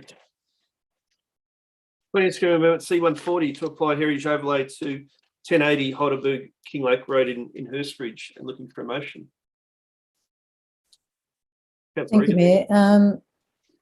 I'd like to put up a motion that council notes amendment C139. Actually, I've just realised, no, that's right. There's a difference in the heading there. I've just picked that up. We've got 140 up the top and then 130 in the recommendation. Must be 140. Can we just change that, please? Just change that number, Blaga? I think one is the interim Yeah. amendment and one is the Is full. that what it is? Yeah. Okay, requested under delegation pursuant to section 20.4 of the Planning and Environment Act 1987 to seek application of the heritage overlay on an interim basis to 1080 Heidelberg King Lake Road, Hurstbridge. Request the Minister for Planning under section 8A of the Planning and Environment Act 1987 to authorise the preparation of amendment C140 to the Nillumbik Shire Planning Scheme and undertakes public exhibition of amendment C140, which will apply permanent planning controls to the use of the heritage overlay should authorisation be granted.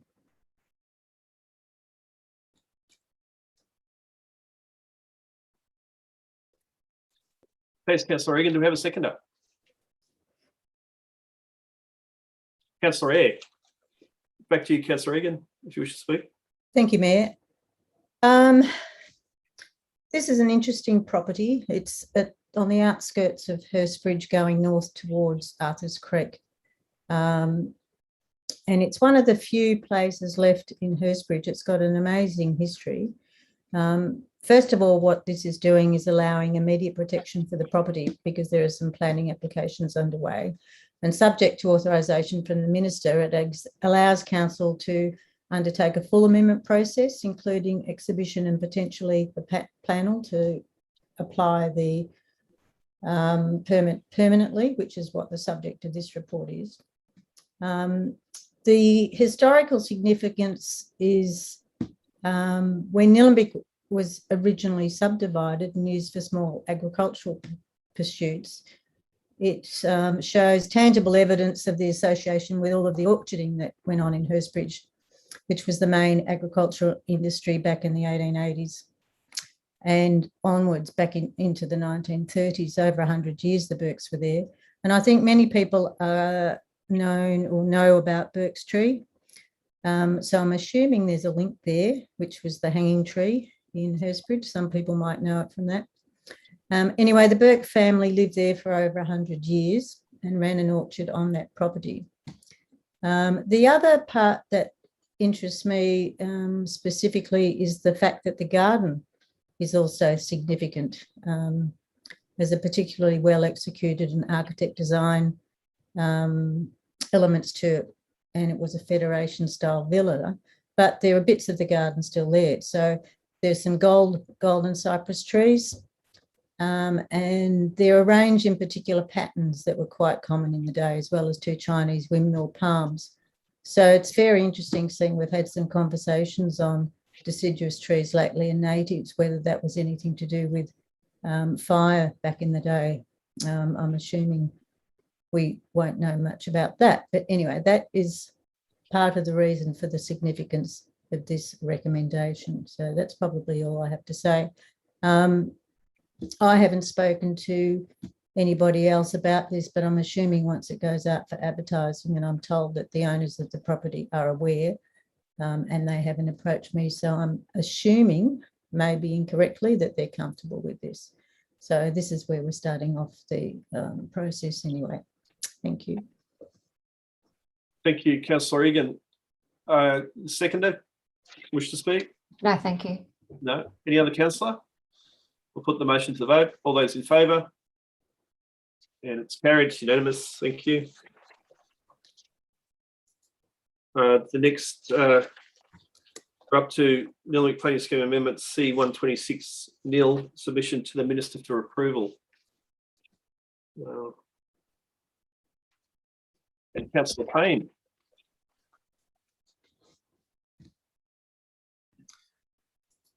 Yes, I would like to move the motion that Council 1 amends the mapping for Amendment C126 nil to reflect the road discontinuance mapping, thereby removing that area of land subject to recent adverse possession from the amendment area 2, adopt amendment C126 nil to the Nillumbik planning scheme subject to mapping change identified at 1 above, and then submit it to the Minister for Planning for approval and gazettal.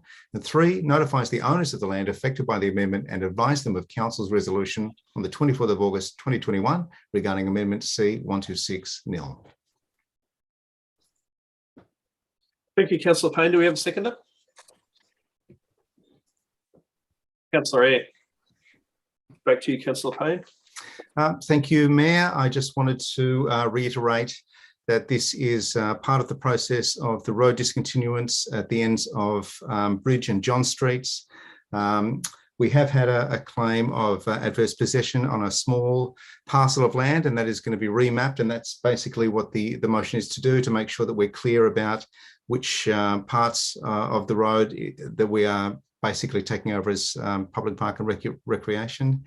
There's a very enthusiastic group of people there ready to plant up those parks and to beautify the area. And I commend them for the work that they're doing, and also for the long and arduous work of council officers actually determining boundaries, lands, and long legacy historical issues to do with property in that area. So I'd like to thank them.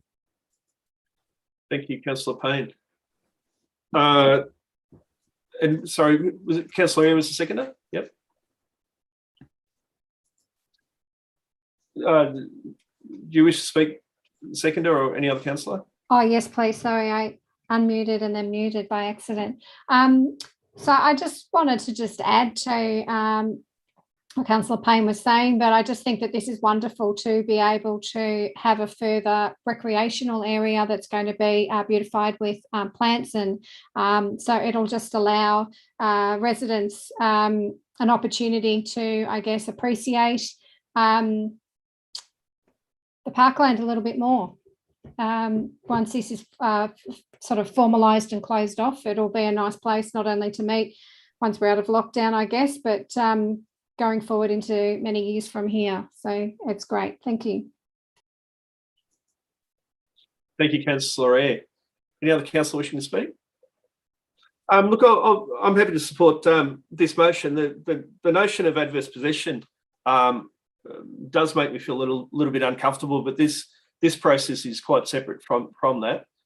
It's just changing rezoning land to public park and recreation. So the adverse possession process is one that may take some time. It's not determined how long that's going to take, but what we're doing immediately is moving on with rezoning as much of the land as we can, and the adverse possession process will play out, and that's determined by others. So I'm happy to support the motion. I'll put the motion to the vote. All those in favour? And it's carried, and it's unanimous. Councillor Egan, I didn't. Frozen. You've frozen up, rightio. But let's see. Yes. Yeah, my picture's frozen. Sorry. No, that's all right. You'll come back to life soon, I'm sure. Okay. Um, Don't know why. As long as we can hear Councillor Egan's vote, it's enough to satisfy. Yeah. So you voted in favour, Councillor Egan? Yes, I'll turn my video off and on. No, it's the shocked look on Councillor Egan's face that was so scary. You're happier already. There you go, back again. Right. All right, so that was unanimous. Thank you. The next item is the Bushies Road Special Charge Scheme Kangaroo Ground, the formal questionnaire results. Did I say that? Have a coffee. Oh, right, yep. So Councillor Egan's declaring a conflict of interest for personal reasons, and that's fair enough, and she's stepped out of the room. So Bushies Road Special Charge Scheme, looking for a mover. Councillor Amtran.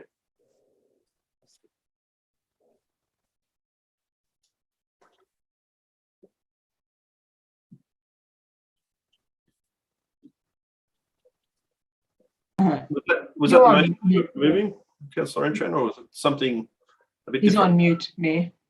Oh, you're on mute. Sorry, I was talking away there and nobody could hear me. I'd like to move something different to the officer's recommendation. I'd like to move that council defers this item to a future meeting. Okay, we've got a mover, do we have a seconder? Councillor Stockman, back to you, Councillor Entran. Thank you. Look, a lot of work's gone into this on behalf of officers and all the residents on Blue Shears Road. So we do need to get it right. It looks like one of the votes was unclear on whether or not to go ahead with the special charge scheme. And the votes have been called into question by some of the landowners there. So we just need to go back and double check those votes.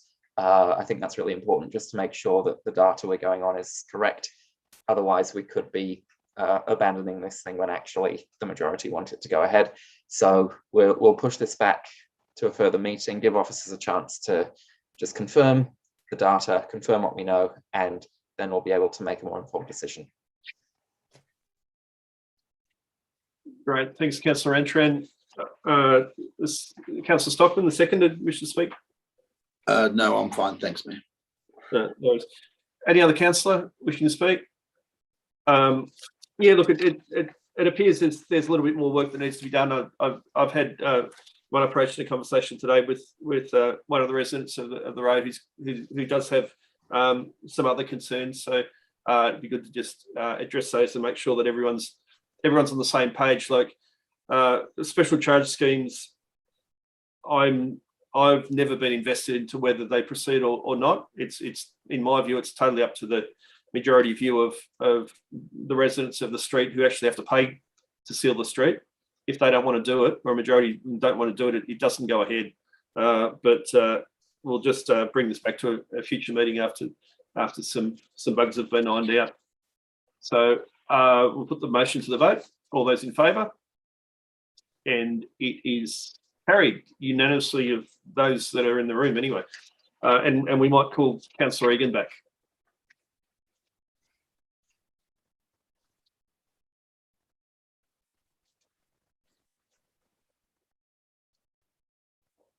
Welcome back, Councillor Egan. You with us?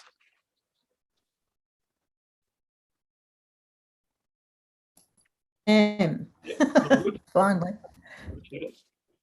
The next item is appointment of a councillor representative to the Banyule Nillumbik Living and Learning Employment Network Incorporated Board. So we're going to elevate someone to the level of board member. Looking for a motion, Councillor Entran.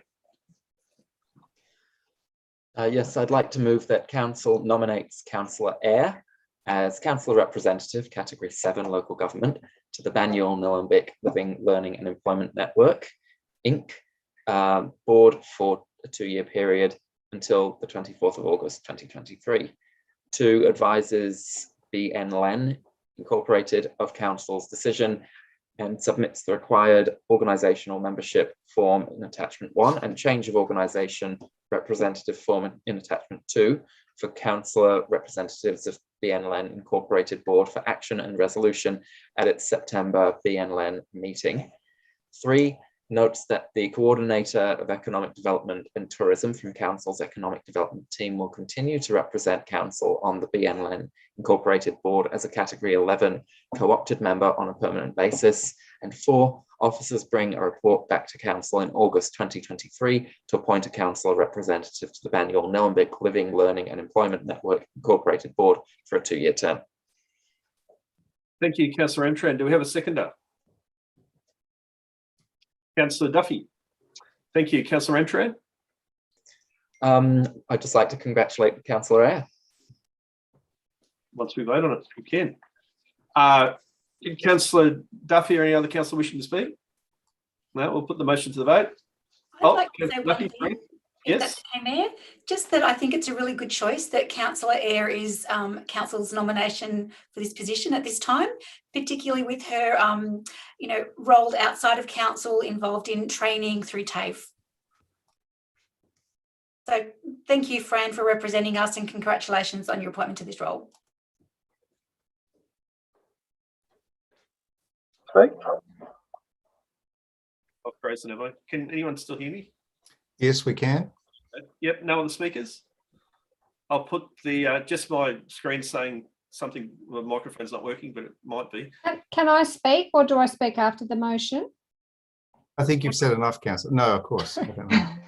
I think if you wanted to speak, you need to speak now. Now, okay. I just wanted to just say a little bit about the LEN. So basically, the LEN's been working in partnership with council for many years. This is just one more step in, I guess, a strategic relationship of formalising and supporting not only the young people of our community, but the work that the LEN does.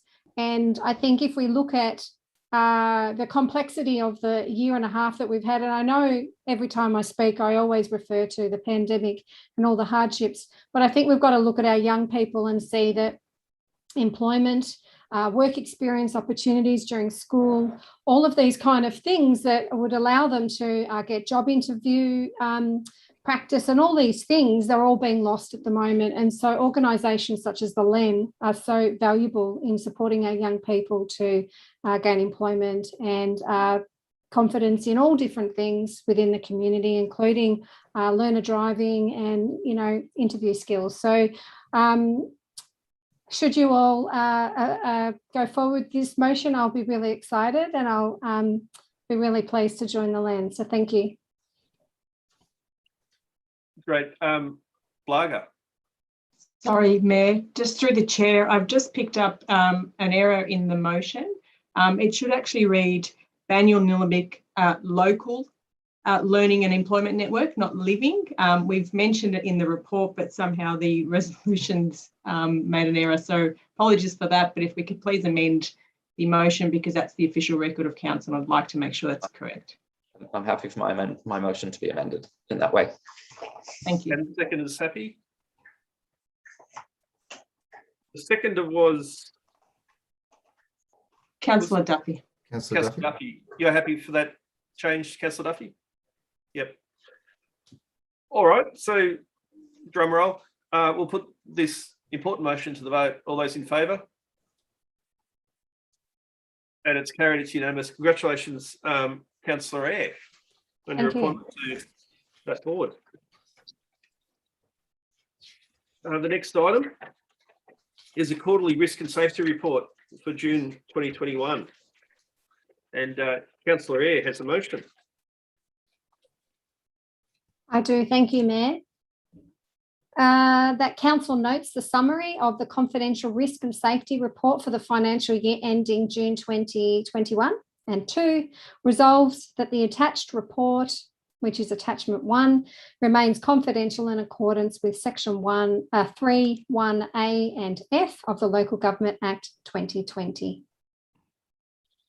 Thank you, Councillor Eyre. Do we have a seconder? Councillor Payne. Back to you, Councillor Eyre, if you wish to speak to the motion. No, thank you. No, Councillor Payne or any councillor? It is fairly procedural. There are some high-level stats in the public part of the report, but there's a confidential paper attached as well. So I'll put the motion to the vote. All those in favour? And it is carried and it's unanimous. The next item is tender report contract 2021-60 provision of underground stormwater drainage cleaning and condition audits. Councillor Payne. Yes, indeed. Here we go. I would like to move the motion that Council 1 accepts the tender submitted by the preferred tenderer for the schedule of rates disclosed in attachment 1 and enter into the following contract number 2021-060 titled Provision of Underground Stormwater Drainage Clearing and Condition Audits. The term is the 1st of September this year to the 31st of August 2024, with the optional term extension up to the 31st of August 2026. And 2, 3, it goes on. Delegates the powers and authorisation to the Director of Operations and Infrastructure to review and approve the options to extend the contract term for a maximum of up to 2 further years. 4, authorises the Director of Operations and Infrastructure to approve additional cost variations that are a result of changes to operational requirements throughout the term of the contract. 5, advises all tenderers accordingly. 6, makes public the decision regarding this contract, but the tender evaluation report of attachment 1 remain confidential on the grounds specified in the definition of confidential information in section 3(1)(g) of the Local Government Act 2020, and 7, resolves that the preferred tenderer be named. Thank you, Councillor Payne. Do we have a seconder? Councillor Emtran, back to you, Councillor Payne, if you wish to speak to it.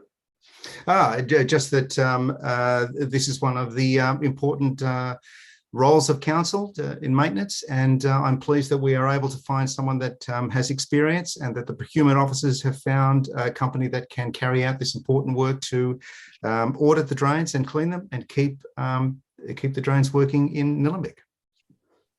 Thank you, Councillor Payne. Any other councillor wishing to speak to the item? We'll put the motion to the vote. All those in favour? It's carried, it's unanimous. And Councillor Payne, I'll let you make the announcement.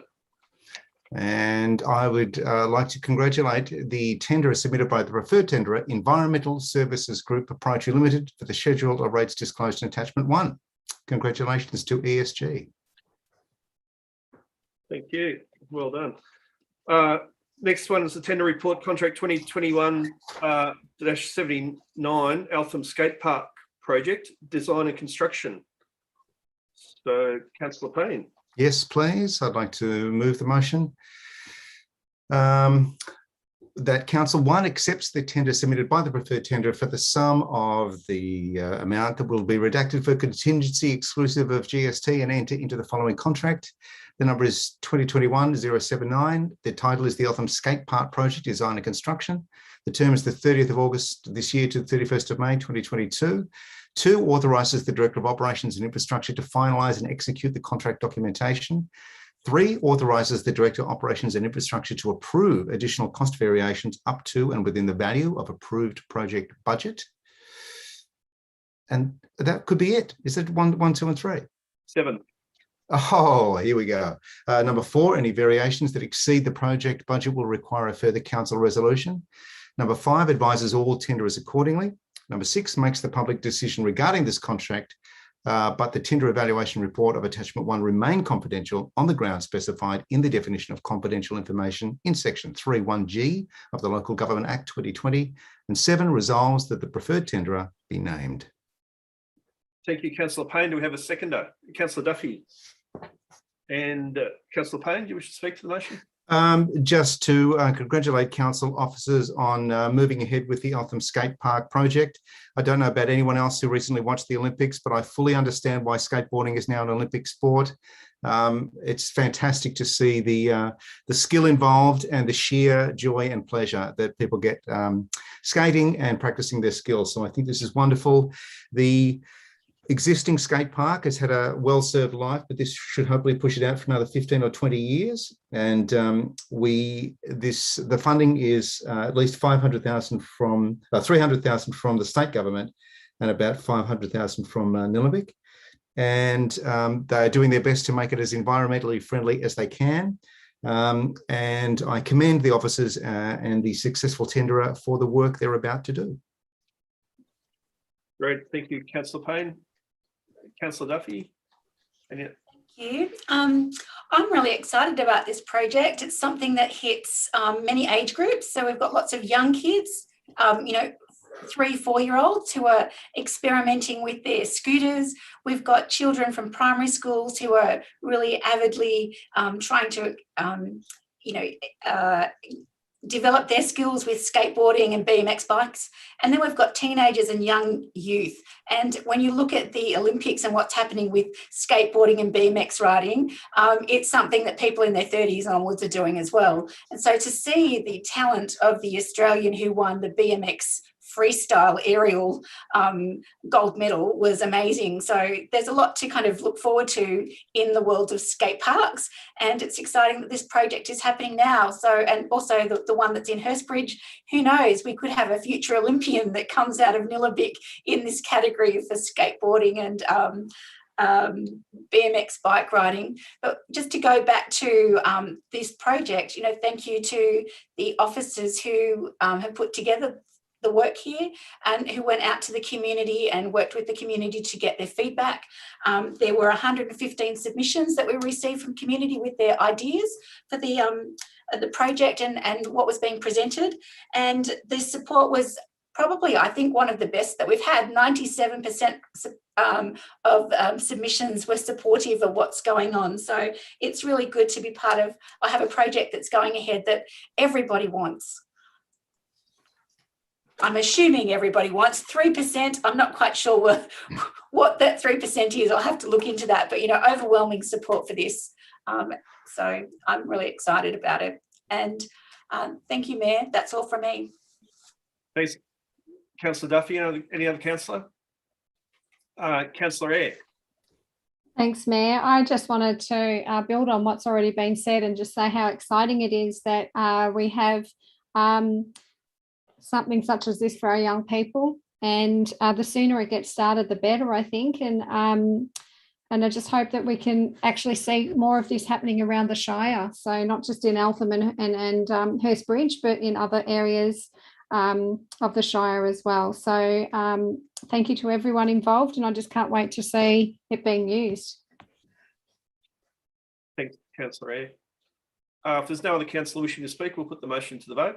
It's all those in favour, and it's unanimous. And on to the next item, informal meetings of councillors records, 24th of August, 2021. Councillor Emtrin. Were we naming the We make successful? public, sorry. Oh, sorry. Yes. Yeah, we are. Sorry. Back to you, Councillor Payne. Sorry, you're going to name the preferred tenderer. That's all right. I would like to congratulate the successful tenderer, Haley Constructions. And I look forward to opening the park with a radical re-entry, which I can't do and obviously won't do on the day, but it'll be wonderful when it does open. Great. Thanks very much, and congratulations, Haley Constructions. Councillor Emtran, next motion. Yes, I'd like to move that council, in accordance with item 19 of council's governance rule, meeting procedure, receives the informal meetings of councillors' records in attachment 1 for the meetings held. Thank you, Councillor Emtran. Do a seconder. Councillor Eyre. Councillor Emtran.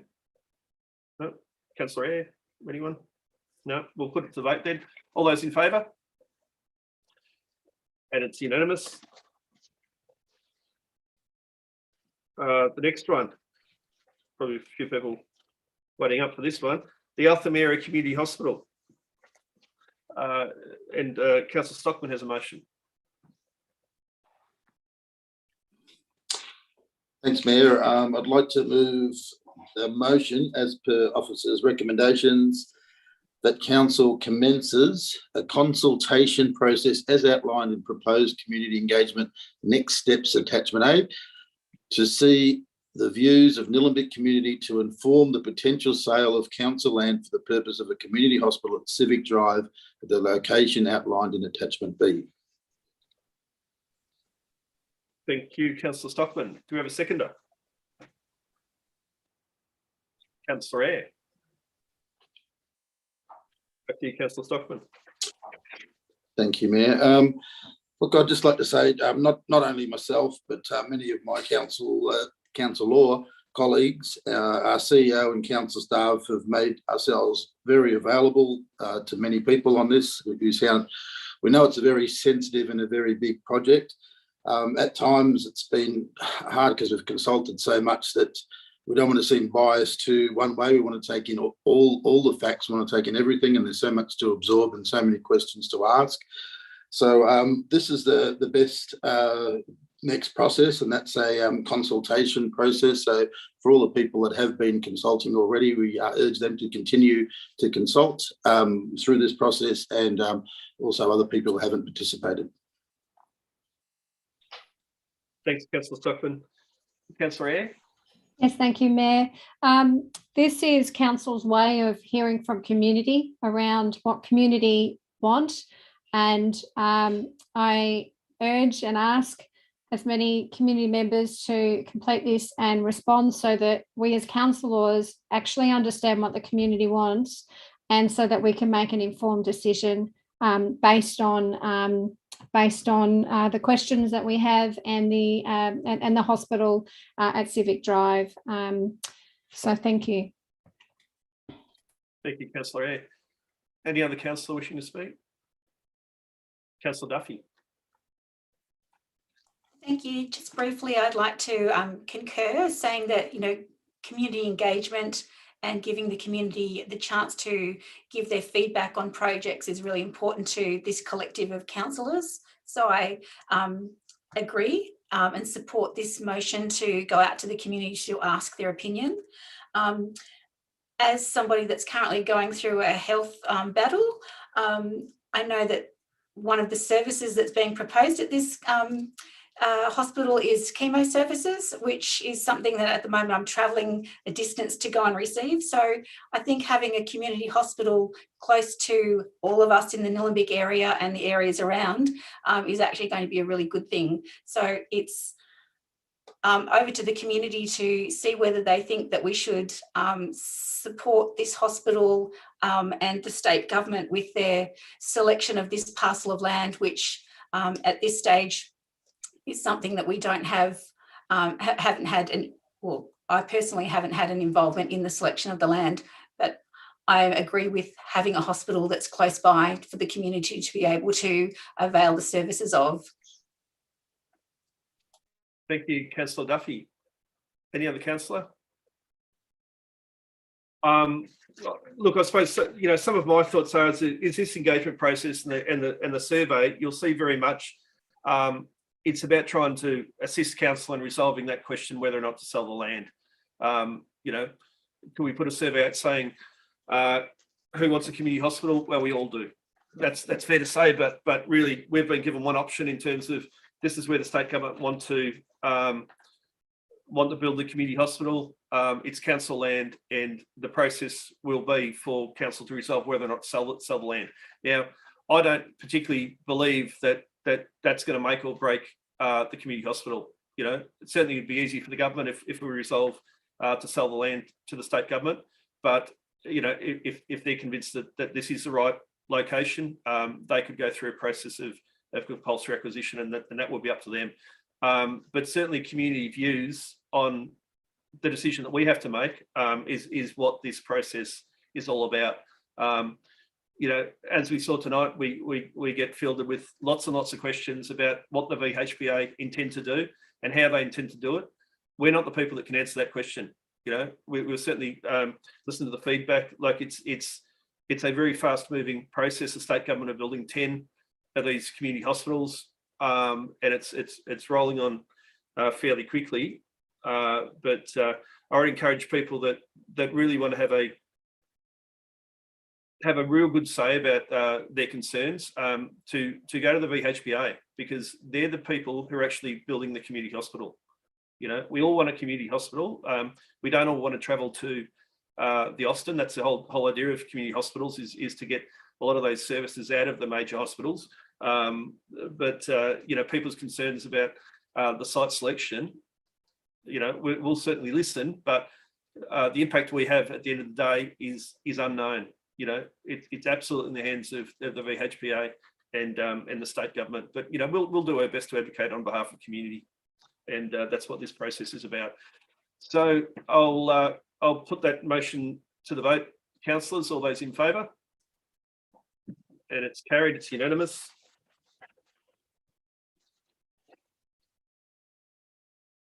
The next item, the last item, I believe, in the. Oh no, not quite. The next item is the CEO Employment Matters Committee, and just looking through a mover. Mayor, through the Mayor, this is probably a conflict of interest item for me to be present at the moment. So if I can absent myself from this, and if the last item is the confidential item, then that probably would bring my attendance. We've got a notice of motion. Okay. After this one, Carl. So if you accept yourself, it will only be a bit. Sure. Yeah. No problem. But I think we're just noting the report, aren't we, at this point? That's all it is. Okay. And for the public record, the CEO won't be in the confidential meeting, so it'll just be on the public record that he's declared a conflict of interest. Do you wish me to leave and call me back in, Lager? No? No, that's okay. fine. Thank you, Mayor. Thanks. Looking through a mover. Councillor Payne, I'd just like to move that council notes the report. Thank you, Councillor Payne. Do we have a seconder? Seconded. Seconded, Councillor Regan. Any discussion? We'll put that to the vote. All those in favour? It's carried. It's unanimous. Yep. Delegates report. We're under agenda item 14. Although where's 13 gone? Did I miss one? Hang on, I have.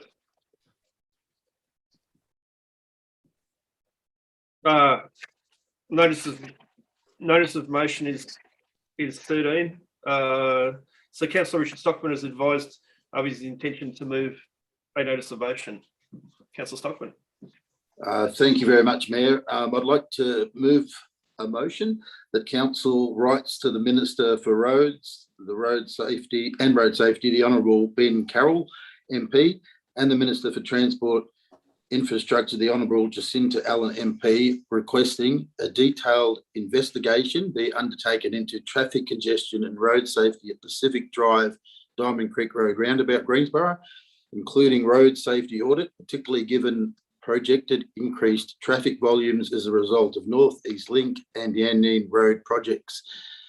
B, engagement be undertaken with affected Nillumbik Shire residents to explain investigations undertaken and plans to address congestion and safety issues. And C, consideration to be given to funding intersection improvements at the Pacific Drive, Diamond Creek Road, Greensboro intersection to reduce congestion, improve road and pedestrian safety. Thanks, Councillor Stockman. Do we have a seconder? Councillor Payne. Back to you. Oh, back to you, Councillor Stockman. Okay, thank you, Mayor. And sorry, I read that out pretty loud before. It's actually something that's been on the agenda for some time, well before I've been on council as well. And as soon as I did get on council, I got bailed up by quite a few residents saying that this is a dangerous roundabout. And I think a lot of people use it, so not just local residents. This is one that really affects a lot of us in the Shire. The dangerous safety part has been a big part that's been addressed with me, and I've heard all sorts of things that potentially someone could be getting injured. There's a lot of school kids that do cross that road. It's a major road, as we know, so safety is a big paramount thing for myself. The other thing is there has been changes for North East Link, where the tunnel is going to be moved further north towards the Watsonia. What that does is it brings the traffic a little bit further, and the intersection at the Greensboro Highway, the intersection down the bottom of the hill, that's going to be changed. It's already in the plans to be changed. So there's going to be banking up to this roundabout, and it's going to be a lot more congested as the future moves on. So it's really one that's just putting it back in the scope. It's not saying anything, not reinventing the wheel. It's bringing back something that I believe that the government's already looked into. So just to get it back on their radar as other councils and other areas look to get some things done. And I think this is a pretty important one. Thank you, Councillor Stockman. Councillor Payne, or any other councillor wishing to speak to the motion? Councillor Eyre. Yeah, thank you, Mayor. Only just to say that that it is a busy intersection and it is very dangerous, not just for pedestrians, as Councillor Stockman said, but for cars trying to come through with 3 lanes coming one way. So I do believe that this is important follow-up, and looking forward to hearing back about it. Thank you. Thanks, Councillor Eyre. Councillor Duffy.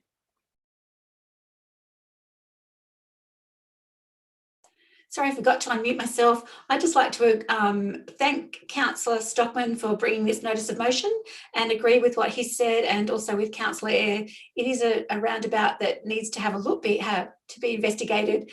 And I suppose one of the benefits of lockdown at the moment is that we don't have the traffic on the road, and we aren't having the traffic hassles that we've seen in the past. But there have been a number of people that have shared their experiences of or near misses as they've been driving through the roundabout. So it is good timing to be able to get some answers as to where this fits in the priority of works around North East Link. Thanks, Councillor Duffy. For my sense, I certainly support the motion. In terms of danger, it's probably, I had a look at the Vic Road site that sort of tracks where the dangerous roads are across Nillumbik, and it's certainly one of the hotspots. There are many right across the Shire, and they sort of the accidents seem to be spread out wide and far. But there's no doubt that this is a very congested roundabout. In the morning peak and afternoon peak, and that's only going to increase. So I think Councillor Stockman's certainly on the right page in terms of trying to give the government a bit of a nudge here to let us and let the community know what the plans are for that intersection, because we learnt recently that in a congested area of Fitzsimmons Lane and Main Road, the roundabout wasn't a viable option, and there was a signalised intersection, and I can't help but think, what's the difference here? So just learning from that experience with the Fitzsimmons Lane roundabout, where the traffic design was to remove the roundabout, you have to wonder whether a roundabout at this intersection is a long-term viable option if you take that experience on board. So happy to support the motion, and I'll put the motion to a vote. All those in favour? And it's carried, it's unanimous. Thank you, councillors. We're nearing the end. Delegates' reports, there are none. Supplementary and urgent business, there are none. Confidential reports, so pursuant to section 66(2) of the Local Government Act 2020, or the Act, the meeting of the council will be closed to members of the public for consideration of the following confidential terms. The CEO Employment Matters Committee, and this item is confidential because it is personal information, being information which, if released, would result in the unreasonable disclosure of information about any personal or personal affairs pursuant to paragraph F of the definition of confidential information under section 3-1 of the Local Government Act 2020. This grant is applied because it is information that, if publicly released at the time, is likely to be inappropriately detrimental to council or any person, natural or corporate. So, looking for a motion, councillors. And that's thanks, Councillor Ramcharan.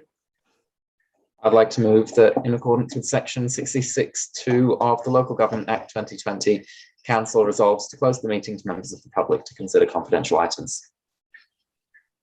Thanks, Councillor Ramcharan. Do we have a seconder? Councillor Payne. Any discussion, councillors? We'll put it to vote. All those in favour? It's carried. It's unanimous, and that draws the public meeting to a close.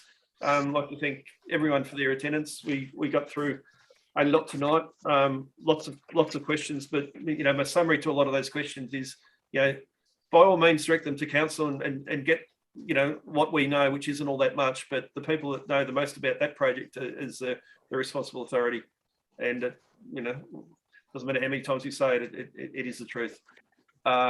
So we'll close the meeting now, and we'll say goodbye to the gallery, because we're having a short confidential meeting now.